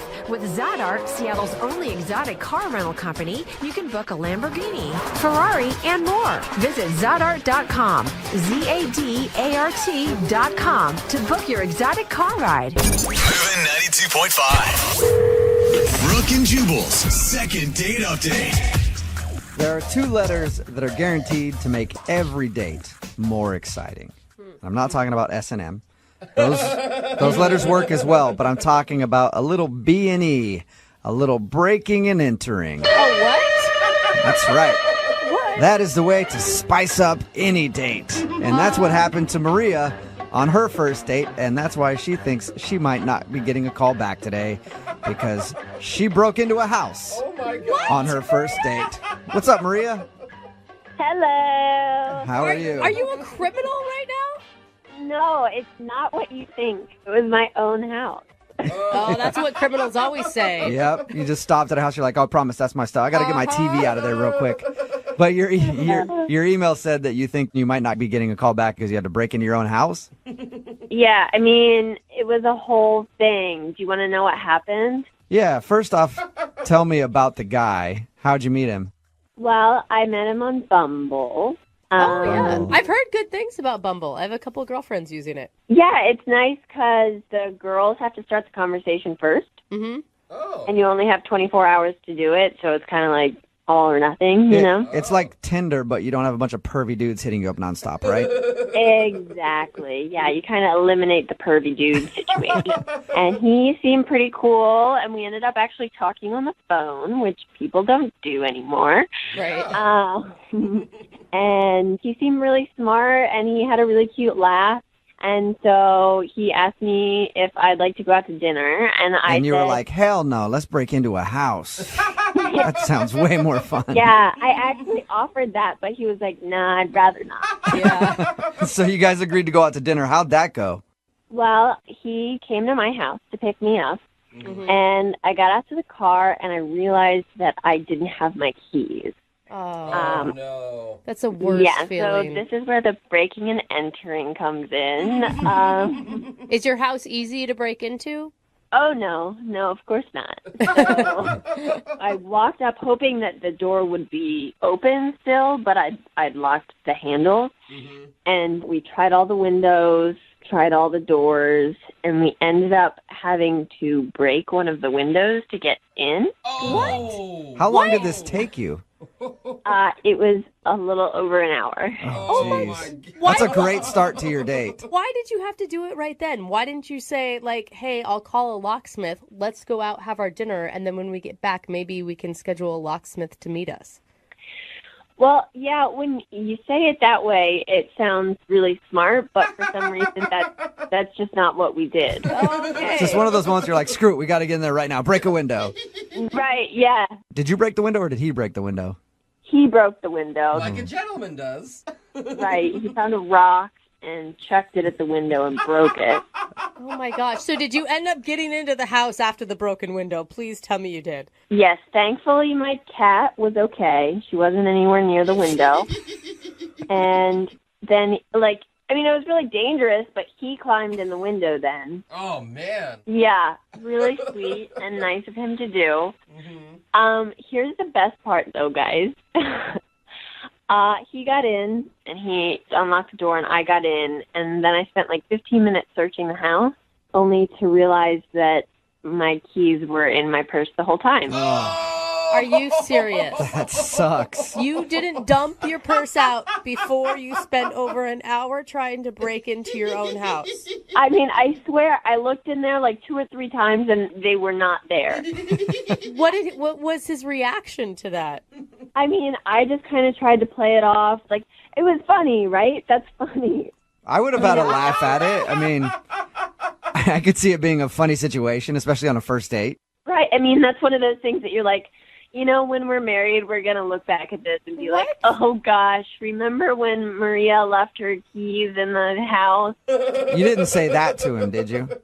No, I didn't. Okay. I just said, oh, gosh, sorry. Yeah, it'll be cool. Because I was going to say, if you drop the married thing on him, that might be the reason he's not getting back to you. No, I swear I didn't use the word marriage. Okay. So were you able to salvage the day at all? Well, at that point, we'd spent pretty much our entire date trying to break into my house, and he'd cut himself a little bit on the window. Of course. Not bad. He didn't need stitches or anything. Oh, my but gosh. we just kind of decided to call it, and we said that we would meet up sometime the next week for a real date. So he was bleeding after spending an hour outside your home. Yeah, kind of waste your appetite, I think. Did you guys ever meet up? No. Really? That was the last you saw of him? Yeah. So I texted him a couple times, and one time he didn't respond, and then another time he was like, yeah, we'll catch up sometime. I'm just really bogged down with everything at work right now. But Do you really think that he wouldn't be calling you back just because you guys had to break into your house and you forgot your keys? I don't know. I mean, it seemed like we had fun with it, and we made light of the situation, and I totally assumed that he would hang out with me again. And so I'm just having a hard time understanding if that's really what it was or if there's something else. All right. Well, we'll play a song, come back, call him, and get your second date update, okay? Thank you. You're welcome. Hang on. Moving 92.5. Brooke and Jubal in the mornings. Second date update. If you're just tuning in for today's second date update, Maria is on the phone with us. She had a very interesting first date with a guy named Aaron. They spent the whole date breaking into her house. She thought that she forgot her keys when he came to pick her up. She searched everywhere. Ultimately, it ended with him breaking a window, crawling inside, cutting himself, and then opening up the door, only for her to find out that the keys were actually in her purse the whole time. That's the only reason you can think of, Maria. Nothing else on your date. No other reason why he wouldn't be calling you back. There was nothing else that happened that I have been able to think of. When he left, he said, I want to reschedule this. Yeah, I mean, I said, let's hang out again, and he said, okay, great. Oh, that's... Yeah, so it seems like he wanted to see you again. Well, he did cut his hand on your window. Maybe he got an infection and is no longer with us. Oh, no. Could have happened. God, I hope not. Well, we'll find out right now. I'm going to dial his phone number, okay? Okay. All right, here we go.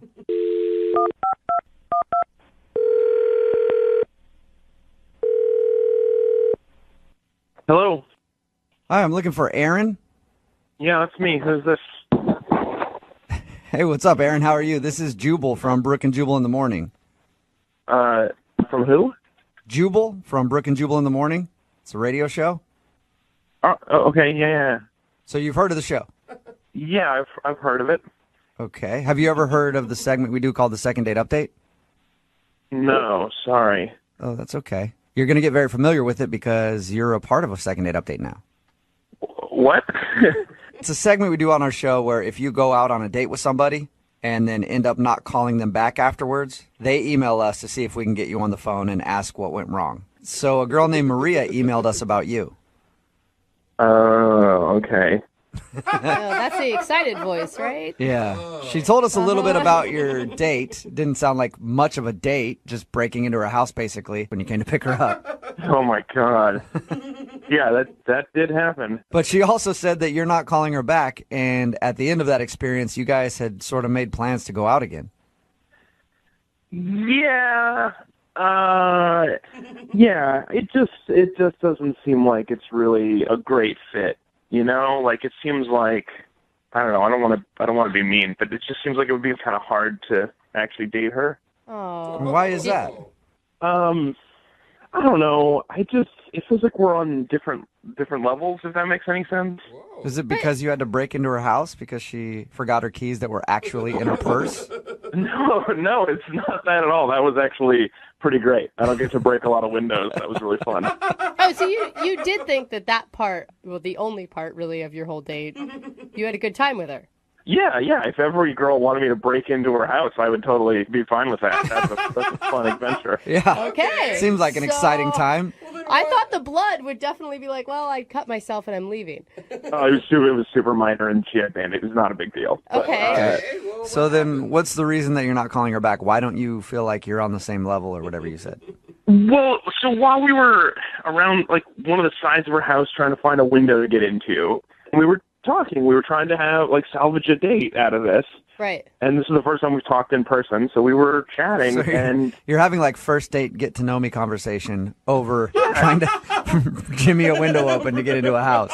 Yeah, we're just making, like, small talk or whatever, so we're talking about TV shows that we're watching, and we both love Game of Thrones. Okay. Which is my favorite show. I'm not going to spoil anything, but we were talking about it, and she said something that seemed kind of weird early on. She just said, it's weird that 1,000 years ago people had to worry about getting eaten by dragons. But she was joking, right? I mean, that was being That's silly. what I thought. So I laughed. I thought that was funny. And she heard me laughing, and she was like, what? Dragons are bad. Just like that. Just like that. Okay, So still she thought funny, dragons were real. At this point, I don't know what she's thinking. Is this some sort of issue? Is she messing with me? Is this like some test? Like, will you break a window? Do you think that I think dragons are real? Like, it's all some elaborate first date test, you know? And so I don't know. So I'm like, I'm sort of feeling it out, and I laugh, and I think we're having an okay time. Mm-hmm. And she keeps talking about like what this time period would have been like to live in, not this universe, this time period. She actually said Game of Thrones is my favorite period piece. So maybe she just used the wrong wording. Like, there's no way she actually thinks it's like a reenactment from real life. As far as I can tell, like, she doesn't think like there were cameras there, obviously. Like, she thinks it's like based on a true story, like that. No. But then she got into like how it's weird that wizards and witches just like aren't around as much anymore. Like, they sort of disappeared. At any time did you explain to her that Game of Thrones is made up and it's not a documentary? Look, man, if she thinks that's true, then I don't want to break her heart. I don't want to crush her and tell her about the terrible world. And if she's messing with me, I don't want to admit that I'm fooled. There's no win situation. Yeah, I guess you're screwed. Hey, Aaron, I do want to let you know, though, that you might have crushed her. What do you mean? I mean that she's actually on the other line listening to this conversation, and Excuse she me? might have just found out that Game of Thrones is not real. Maria, are you still there? I'm not stupid. I know that Game of Thrones isn't real. It's not a documentary, but it's based on true events. I mean, I hope you're messing with me. I hope that this is just a really good joke. No, it's like the Renaissance, like that stuff. What? It's like that show Vikings, like what are you trying to say, that Vikings aren't real? Vikings are real. They existed. Dragons did not exist. Well, they don't exist anymore because humans killed them. What are you talking about, Maria? Are you guys screwing with me? Are you all in on this prank? No, we're not at all. I promise you, Maria wanted to call you to find out what went wrong on the date. I should have known with the window you guys were that somebody was setting me up. This whole thing. No, this is not a setup. I promise you. Maria, do you really think that dragons existed? They did. I read history books about them. Sci-fi and history books are not the same thing. That's what I'm not dumb, guys. Like, I know that the Game of Thrones story is dramatized, but like dragons actually existed in the Renaissance. You can read about it, and like witchcraft and wizardry was a thing. Well, that part's true. Sort of. I don't know which books you're reading, Maria, but I want to read them. It's in tons of books, and you can start by reading the Bible because it's got all of that. Wow. All right. I know that they exist, and I have proof. You don't even have to read the books. Like, I'll send you the Wikipedia link that I found, and you can read it yourself. So you're serious? You really believe this? 100%. I believe with all my heart that dragons used to exist, and I'm afraid that they'll come back. Oh my God, you guys! Science is not a belief system. It's the Bible. Read it. Are there dragons in the Bible? Well, Maria, what do you think about that being the reason that Aaron's not calling you back, because he disagrees with you on the whole dragons being real thing? I don't like the tone of this whole thing because it feels like everyone's making fun of me, but Aaron is the ignorant one. I'm not making fun of you, Maria. I haven't read what you've read. What are you And I'm not as educated as you on the subject, so I can't claim to know anything about dragons. No, Jubal. Well, you should do that because it's an interesting subject. Okay, I will. At this point, I would like to ask Aaron, though, real quick. Aaron, would you like to go on a second date with Maria? We will pay for it. I mean, at this point, I don't know if she wants to go on a second date with me, but I'm kind of curious where this goes. Are you being serious? Hear that, Maria? You want to go out with her again? She's fun. Dude. You know what? Like, I'm up for it. Like, you only get one chance in life to have this kind of fun, right? Oh, my God. Maria, would you like to go out with Aaron again? Yeah. You guys can hash out the whole Game of Thrones thing in person. If Aaron is open to hearing me out and reading my books, then yes, I would consider going out with him again. Yes. Aaron, can you promise to go into this next date with Maria with an open mind about dragons? Absolutely. Oh, wonderful. Congratulations, Maria. You got your second date. I love you guys. Thank you so much. No, Maria, thank you. Thank you for today's phone call. That was awesome. Brooke and Jubal in the morning.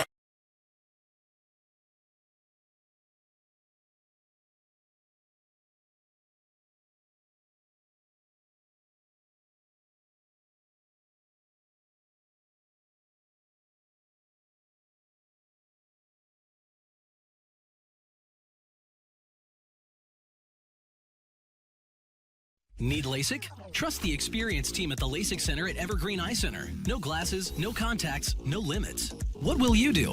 LASIK at evergreen.com. 92.5. Brooke and Jubal's second date update. Sometimes when you go out on a date with somebody you really like, you do something that is just out of character. Oh, yeah. You tell yourself, I'm not that type of guy, and then you end up later on being like, I can't believe I did that on a first date. What? Why are you being so creepy? What's the music? Well, Yeah. that's what Rachel said. She sent us an email and said she did something that she never does on a first date with the dude that she wants to call today. Rachel, what was the naughty little thing that you did? Well, I don't know if it's like a naughty little thing, but I had sushi for the first time. Ooh. Wait, you ate sushi was your naughty thing? It? Jubal. Whose sushi was it? I guess the naughty part, I don't know if you want like the long or the short version of this, but it wasn't my most graceful moment. Oh. Okay. So you've never had sushi before. You had it for the first time on this date. Right, yeah. So I meet this guy at a bowling alley. Friends of mine are having a birthday Hold party. on, let me stop you right there. You didn't eat sushi at a bowling alley, did you? Yeah, that would be a really bad mistake. Okay. Whoa. Oh, no. Yeah. Yeah, I was gonna say that is super risky. No. I wasn't a strong bowler, and I sort of just hung out at the bar with another friend of mine, and like there was another guy with his friend there, and he asked me out, I gave him my number, and then he invites me out on this date. So immediately I start like looking up the guy on social media just to get a sense of like if he's a chainsaw murderer or not. You know?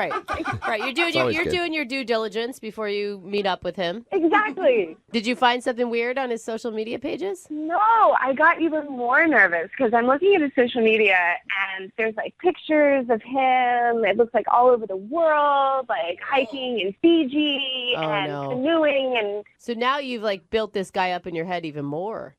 Right. He's like the Dos Equis guy in my mind. You know? That's pretty cool. You went on a date with the Dos Equis guy. What were you feeling leading up to your date then?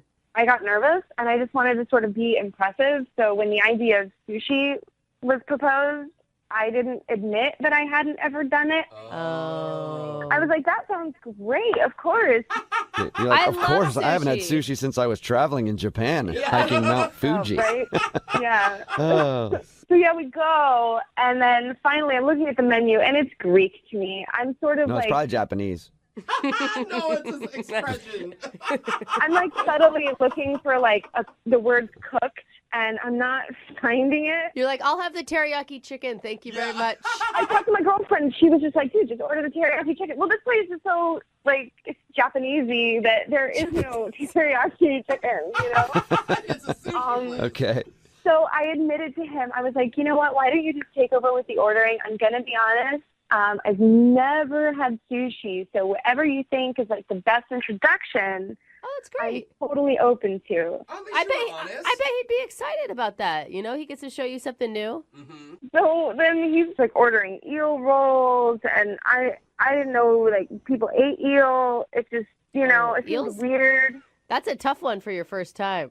Yeah, and these bites seemed like outrageous, and he's gracefully eating sushi. He's putting the whole thing in his mouth. So, of course, I tried to put the whole thing in my mouth, and immediately I'm like, oh, God, no, please, I can't. Like, like my cheeks are as big as they get. I'm covering my mouth with my napkin because whatever is in there is, like, trying to push its way out. Oh, man. So did you spit it all over the table? No. The first attempt ended up in my napkin. Oh, yeah. And you can't do that low key. Like, he knew, right, that you spit it out? No, because he's, like, studying me as I take my first bite of sushi, you know? The chopsticks were awful. Like, I don't know how anyone feels full eating with these toothpick things. Like, I don't get it. Well, how did everything end with you guys? Did he seem just disgusted that you didn't know how to work chopsticks? Or? No, I tried to, like, distract him with the chat, and so we started talking about celebrity encounters. Oh, cool. Did you have any impressive stories to share? Yeah. I got caught smoking weed by Tom Hanks backstage at a concert when I was younger. Oh, that's rad. That's cool. He seems like the kind of guy that would have just sat next to you and smoked some weed with you. Oh, my God. He was super cool. I felt like I got busted by my dad. Totally. He's like the most lovable person on the planet, too. Yeah. He was great. Yeah, he was super great. I think that's an impressive story. That's what I would have thought until we got to the end of the date and went out of the restaurant. And I thought he was going in for a kiss, and I leaned forward, and he planted one on my forehead. Oh. That's That's like a parent kissing. Yeah, that's how I feel too. That's what it felt like a kiss-off kiss in a way, you know? Yeah. But maybe he just doesn't kiss on the first date. You know, I thought maybe he just wasn't attracted to me, and, you know, all of this stuff, but then why did he ask me out, you know? So I said, I was like, you know, I had a great time, and I'd really love to do this again. Yeah. And he said, sure. Hey! Oh, okay. So you got a kiss on the forehead and a sure. Sure. Is still a yes, though. Yeah, that's It usually not a depends. good sign. Yeah, you got to think of like, is it like sure, like excited, or like yeah, sure? It was like it was the equivalent of the kiss on the forehead. Okay. Yeah. Yeah. So there was some reason that he was already planning on blowing you off. I don't know what the nail in the coffin was because now I'm looking at it and I was just like, oh my God, was it all of it? What was it? Well, we'll find out. We'll play a song, come back, and then call him and get your second date update, all right? Cool, thank you. Okay, hang on. Moving 92.5. Brooke and Jubal in the mornings. Second date update. Right in the middle of a second date update, and if you're just joining us, Rachel is on the phone, and Rachel hates sushi. And probably all fish now, because sushi may have ruined her date. If you didn't hear the first part, Rachel met a dude that she really likes, and they went out for sushi. She's never had sushi before, and it didn't go very well. She ended up spitting some of it out. You know, I'm just going to say, I think it's really lame if this is the reason he's not calling you back. Because you tried something new. I think it should say that you're an adventurous person for even giving it a go. Well, thank you, Brooke. I'll take it. You're welcome. Yeah. Hopefully he feels the same way. Maybe he doesn't. He's like, no. I only date sushi connoisseurs. We'll find out. Let's dial the phone number right now. Here we go. Cool.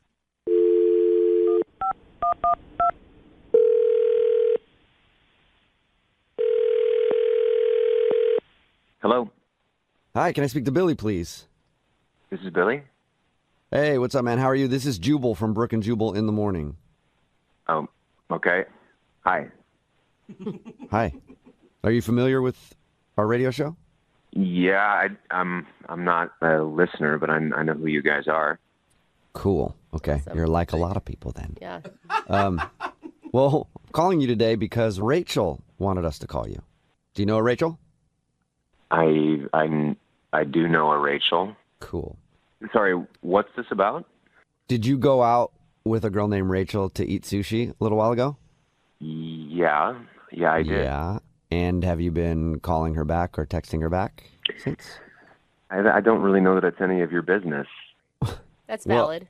I mean, yeah, that is valid. It's really none of our business, except Rachel emailed us because she's wondering why you're not calling her back. Okay, well, what are you, like her brother or something? No, but I wish I was. She seems nice. Yeah, she does seem really nice. That's weird. No, we do a segment on our show called the Second Date Update. So Rachel wants to know if she did something wrong when you guys went out.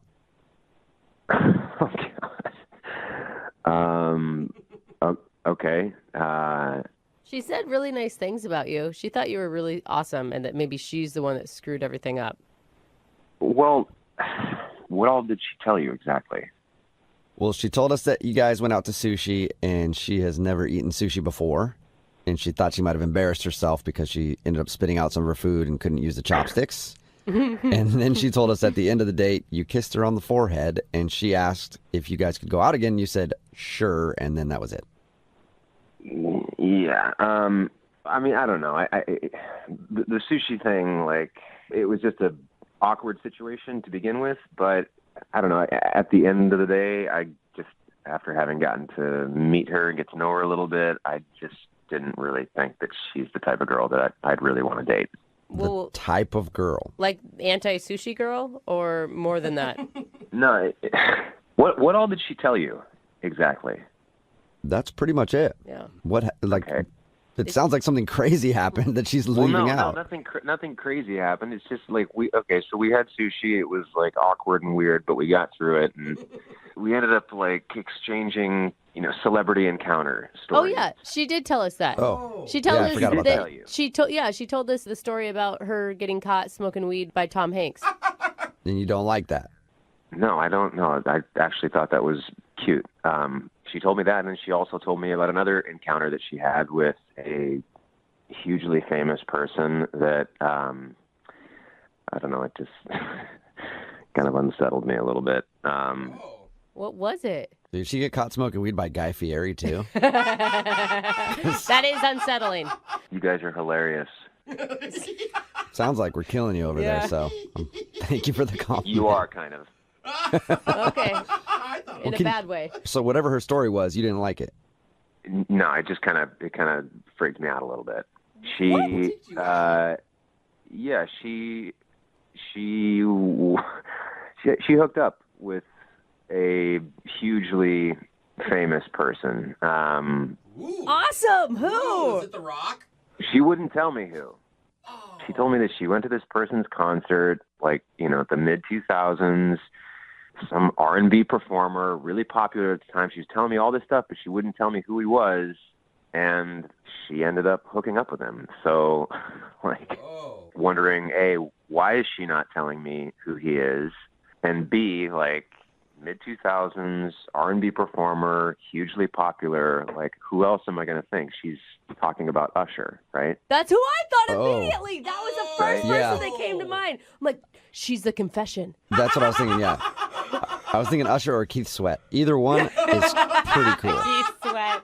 Yeah, for one thing, I'm not really interested in dating someone who sleeps with pop stars, but for another thing, everything that's come out about Usher in the news lately, I'm not really interested in rolling myself into an STD, if you know what I mean. Why not? They can be fun, dude. They can be fun. Hold on, all of you right now. She tells you that she hooks up with a major celebrity. You assume it's Usher, and then because he apparently has herpes, you think that she has it. That sounds like pretty good math. That is a huge leap, man. It does kind of make sense. That is like jumping off a cliff. You are giving her an STD and you know no actual factual information. Okay, the fact that she gave me was that she slept with a hugely popular R&B star in the mid-2000s. So it can only be Usher. No, you guys, there's other Who else big was there? You guys don't know. Who was that? Oh, that's Rachel. She's on the other line listening and wants to talk to you. Yeah, first of all, I never said who it was. So for you to assume that you know and then make more assumptions? Okay, well, why didn't she tell me who it was? Because it's none of your business. You're the one that brought it up. Well, because we were talking about celebrity encounters, but it's not like... How much fun is a game of celebrity encounters if you don't say who the celebrity was? That's true. I hooked up with a famous person once, not going to tell you who. I'm really aghast that you presume to know who it was, and by that think that you know my health. Get out of here, honestly. I will say sometimes I have heard that some people have to sign non-disclosure agreements before they actually do the deed with super famous people. Look, I never said that I did the deed. I said I hooked up. That could mean kissing. That could mean whatever. See, you're assuming too, Brooke. Well, I just assume hook up is the same as, getting it really on. Well, maybe you're a little more fast than me. That is probably true, Rachel. Yeah. Well, I think if you're kissing Usher, it's only leading to one place. How do you walk away from that and not do it, even though he has herpes? Whatever. She never said it's Usher. I never, ever said it was Usher. Okay, fine. So who is it then? Tell us. If it's not a big deal, if you only hooked up and kissed this person, who is it? R. Kelly? No. Is it Neo? Oh, Neo. No. Neo is what? sexy. No, I'm not going to play the guessing game.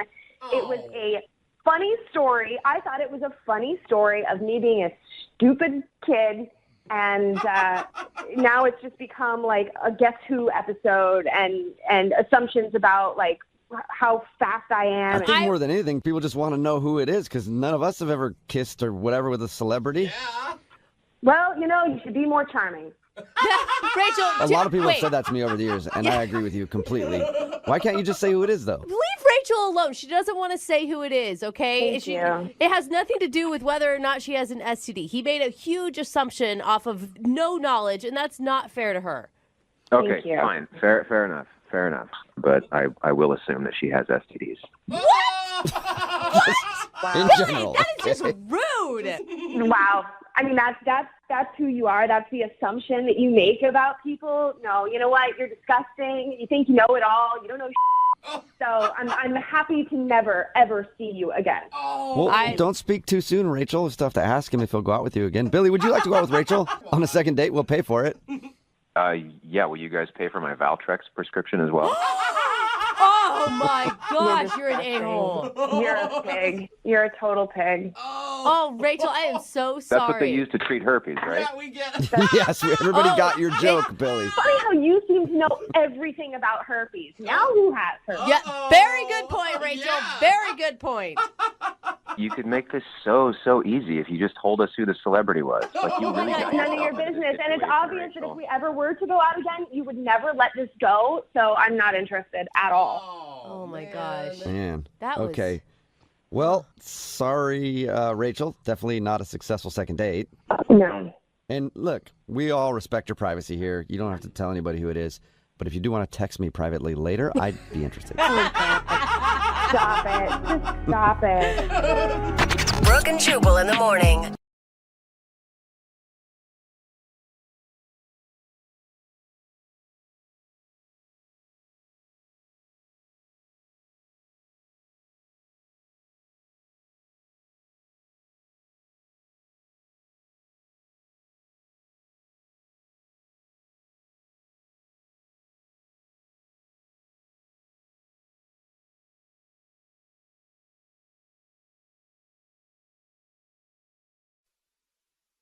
Moving 92.5. Brooke and Jubal's second date update. Some people believe in random chance encounters. Other people make their own random chance encounters. And those people are called go-getters. Oh, really? And we're about to talk to Marco, who is a go-getter. What's up, Marco?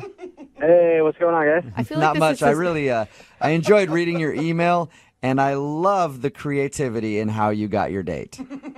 Yeah, I thought it was pretty creative. Yeah, it's very creative. Go ahead and tell everybody how you scored a date with the girl that you want to call today. What's her name? Erica. Erica. Tell everybody how you scored a date with Erica. Okay, so I live like 2 blocks from this little dog park in my area, so I always seen Erica out there with her dog like all the time. She's like really cute, really pretty, like great sense of style. And I'd see her there like all the time. I saw her almost every single weekday. Like Yeah. she was out there whenever I'd walk past, like, you know, get ready to go for work or whatever. So you're stalking her. She was always out there. You're stalking her, you're pretty much, right? No, yeah, I guess it sounds kind of stalkery. You do have a dog in all of this, right? No, not really. I mean, What? not really. Why are you at the dog? Okay, it sounds really stalkery. I promise I had good intentions, though. Okay. But so I would walk past every single day, and like I always was like trying to get up the nerve to talk to her, but I didn't have a dog, so I thought it would look really creepy if I just like walked over into a dog park. I was like, hey, you know, what's going on? So I was trying to figure out, you know, how I could talk to her, and then I realized my buddy Nick has this chocolate lab. Oh no. That's like really awesome. Oh, my God. Like really sweet dog named Toby. Like I know him really well. So I kind of hinted to him, maybe you let me borrow your dog for a day. Did you tell him what it was about when you were borrowing the dog, or did you just ask him randomly? Yeah, no. Oh no, of course I told him about it. He was into it, so he And was so like, we- yeah, whatever, man. You know. When you went to the dog park with your borrowed dog, did you tell her that that wasn't actually your dog, you were just dog sitting, or did you try to pass it off as that's my pup? Oh no, Toby was totally my dog at that point. Nice. All right. That's so bad. It obviously That's worked for smart. you because you scored a date. Yeah, so actually we got to talking while we were at the park. You know, the dogs met. They seemed to like each other. So I told her, you know, I live really nearby. If you want to come by and chat and talk a little bit, and the dogs can hang out, I guess like one-on-one. I don't know, doggy dates are like a thing at this point that I didn't know about. But so like we brought them over for like a little doggy play date. And, Wasn't it obvious, though, that it wasn't your dog when she walked into your apartment and there's no, like, water bowl or feed bowl or you don't have a place to put your leash? Toys. I mean, well, I did like when she went to the bathroom like as soon as she came in, and I put out like a little bowl. I mean, it wasn't like an official dog bowl, but you know, I put out like a bowl of water. Like, you know, I tried to think as quickly as I could about it. I can't believe you're faking being a dog owner. I think it's a great idea. I know, I've never heard of it, but I like it. I mean, I don't know, like how much different do I don't need to like baby proof it. You know, it's not like with a baby. I was like, I don't have to have like, you know, the electrical outlets like changed or anything. Well, if this doesn't work out for you, that could be next. Borrow one of your friend's babies to talk to a girl, because women love dudes with babies. Actually, one of my buddies just had a baby, so that's So there you go. Look, you got options for days. So how did everything else go once you got to your apartment? I mean, things were going all right. You know, we talked for a while, and then I told her, I was like, you know, I'm about to make dinner. Do you want to hang out? I figured, you know, maybe a little dinner, a little wine, things would get happening a little bit.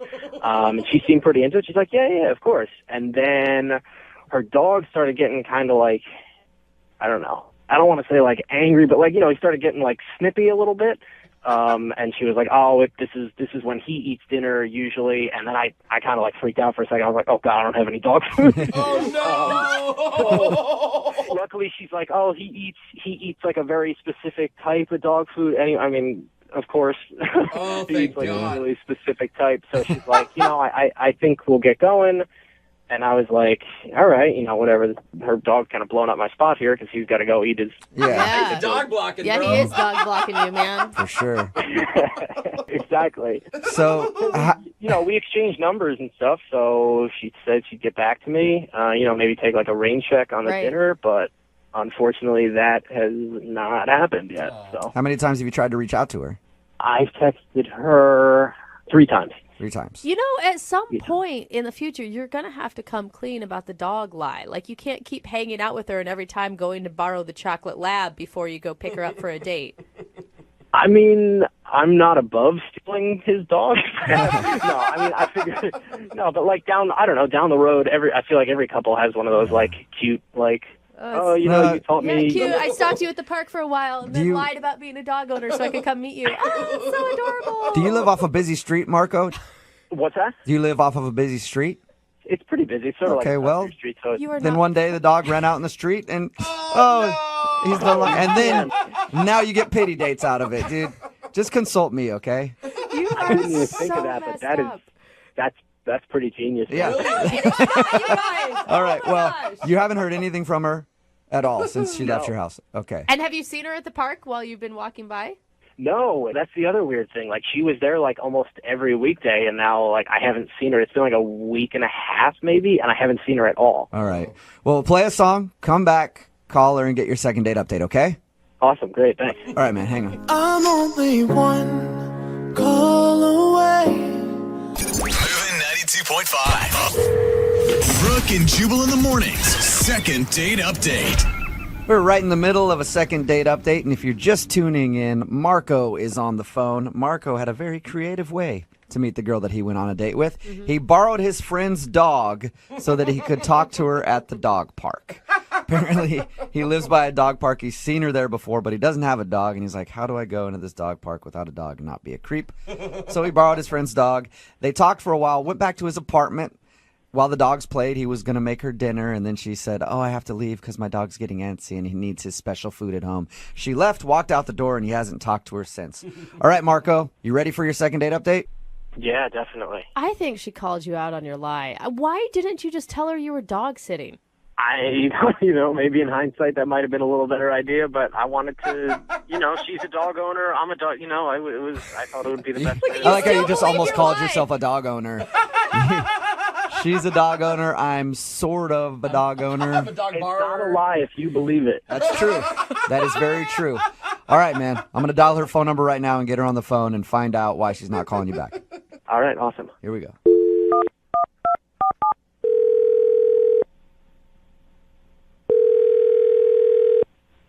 Hello? Hi, is this Erica? Yes? Hi, Erica. My name is Jubal, and I host the radio show Brooke and Jubal in the Morning. Have you heard of it? Who is this? My name is Jubal. I'm calling you today because one of our listeners asked if I could track you down and get you on the phone. And yeah, it's just as creepy as it sounds. so Just as bad creepy as when it you sounds, say it out loud. Erica. That's weird. Yeah. I'll explain. His name is Marco, and you recently met him at the dog park. He's been trying to text you because he wants to hang out, but you haven't been getting back to him. So he asked us if we could get you on the phone and find out why. Oh my gosh, really? He called a radio station? Yes. Try to track me down? Mm-hmm. That's really cute. Do you like Marco?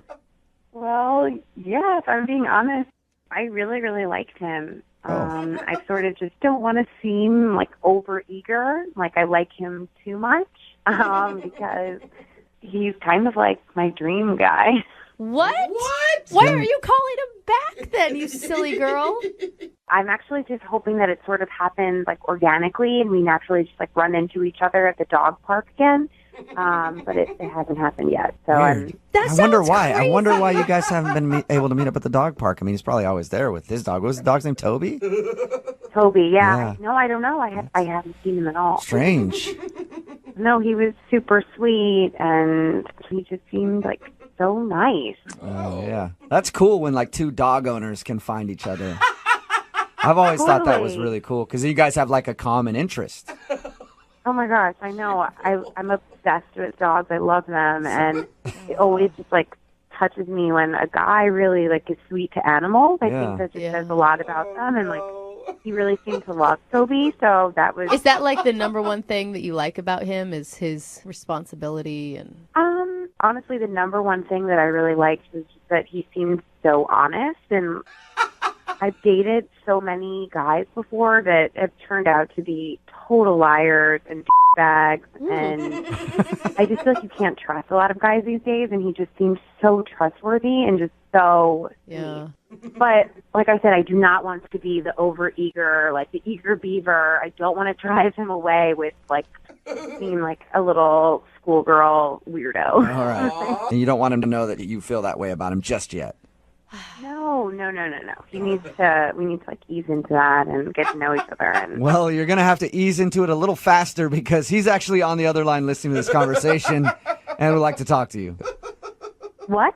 Yeah. No, guys. Marco? Hey. Hey, Erica. Oh my god. I'm so embarrassed. No, don't be embarrassed. That's No, like I the probably sweetest sound thing like I've like a little- ever heard before. Oh my god. You probably think I am totally psycho. No, not at all. Not at all. I thought it was like the nicest thing anyone's ever said about me. Oh my god, I can't believe this is happening. Well, it's good to hear you again. It's good to hear you. I'm sorry I didn't text. I know I should have responded. I just didn't want to like push it or whatever, but I've been wanting to respond. No, it's okay. Don't worry about it. I totally get it. I mean, I'm sorry I kept texting you. I just really wanted to see you again. I thought we had like I had a really great time. I was hoping you had a really Oh my great god, no, time, like you it did. was so much fun. I did too. I've actually been at the dog park like hoping that I'd run into you. Yeah, I was hoping to bump into you too, but I don't know. I guess maybe we just weren't there at the same time. Yeah, okay. Well, why don't we get together? Like, I don't know, today? Bring Toby and I'll bring Butters and, we can head over there. What do you think, Marco? Like, you guys both obviously like each other a lot. Why is it taking you so long to say yes? Marco? It's a bad day. I could do tomorrow. Tomorrow's good for me, too. No, today's kind of it's not just kind of the whole week has kind of been a little bad. No. Marco, you have to tell her. Tell me what? So Toby's not really with us anymore. Oh my god. What? You serious? What does that mean? I don't really want to talk like specifics about it, but there was an accident. Oh, come on, Marco. Marco, what are you doing, man? Oh my gosh, what happened? Marco, Make her cry. come on. All right. Okay. God, just give me a minute. Let me talk to her for a second. Oh my god. Wait, what's going on? Is he okay? Are you okay? Yeah, no, I'm fine. Oh, yeah, Marco's perfectly fine, Erica. Why are they laughing, Marco? I don't get it. Look, okay, I'm fine. Toby is... There was an accident. Stop it, Marco. Come on, man. I was Gosh, like a car? I was joking earlier when I said you could do that, Marco. Marco, just tell her why you did it. She may understand. what is going on? I'm really confused right now. I can't believe you actually tried that, Marco. All right, hold. All right. If you don't tell her, I'm going to tell her right now, Marco. You want to do it. You don't want him to do it. Can you let me talk for a minute? Okay. I can do this. So, Erica, this is going to sound like really bad, but just hear me out on it, okay? Okay. So, I wasn't fully 100% honest about everything with you, Erica. Okay, Toby's not really my dog. What?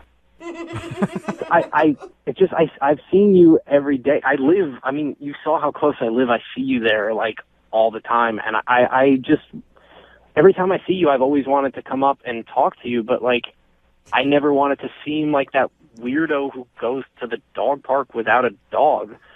So I asked a friend of mine if I could borrow his dog for the day. I know, even saying it it sounds really weird, but I promise my heart was in the right place. I wanted to talk to you, and I'm not really good with openers, I guess. I thought this could be a good icebreaker. Wait, okay. So you lied to me? Lied is a strong word. I really wanted to meet you, and I thought this might be the easiest way.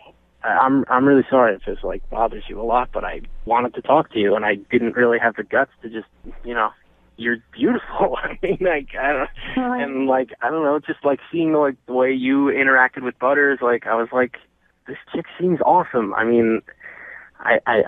really wanted to talk to you, and I didn't have the guts to do it. Erica, that's so cute. You got to give him a second chance. Remember, he did try to tell you the dog died. I know, but still, I panicked about that. Yeah, you did. Just a little bit. I didn't know what else to say. He's kind of an idiot, but he's an adorable one. Yeah, give him another shot. Okay, I'm just trying to get this straight. So you just borrowed Toby. Is that even his name? No, yeah, his name's really Toby. Okay, so that everything else was true except the part that he was mine. Okay, so you just borrowed Toby to meet me because you kept seeing me? Well, that's actually really sweet. That's a lot of trouble to just meet me. Yeah, see? Yeah. Well, it was worth it. After the night we spent together, hanging out and just talking, I wish it had been, under 100% truthful situation, but, Hey, Erica, think about it this way. At least he borrowed the dog from a friend and didn't steal somebody else's dog to meet you. It's a silver lining. What a romantic. Yeah.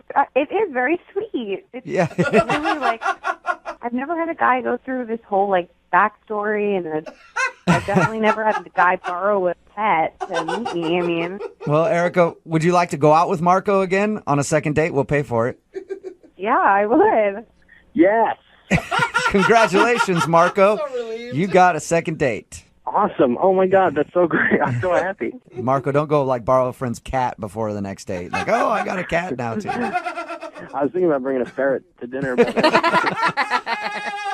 Moving 92.5. Hey, it's Jubal from Brooke and Jubal in the morning. Want to win up to $1,000 a day? All you need is Moving 92.5's Phrase That Pays. Moving 92.5 is Seattle's #1 for new hit music. Win up to $1,000 every weekday, which I think is $1,000. Starting with Brooke and Jubal in the morning at 8 a.m., noon, 4, and 5. That's 8, noon, 4, and 5. I know you want up to $1,000, so you need to know Moving 92.5's Phrase That Pays. Moving 92.5 is Seattle's #1 for new hit music.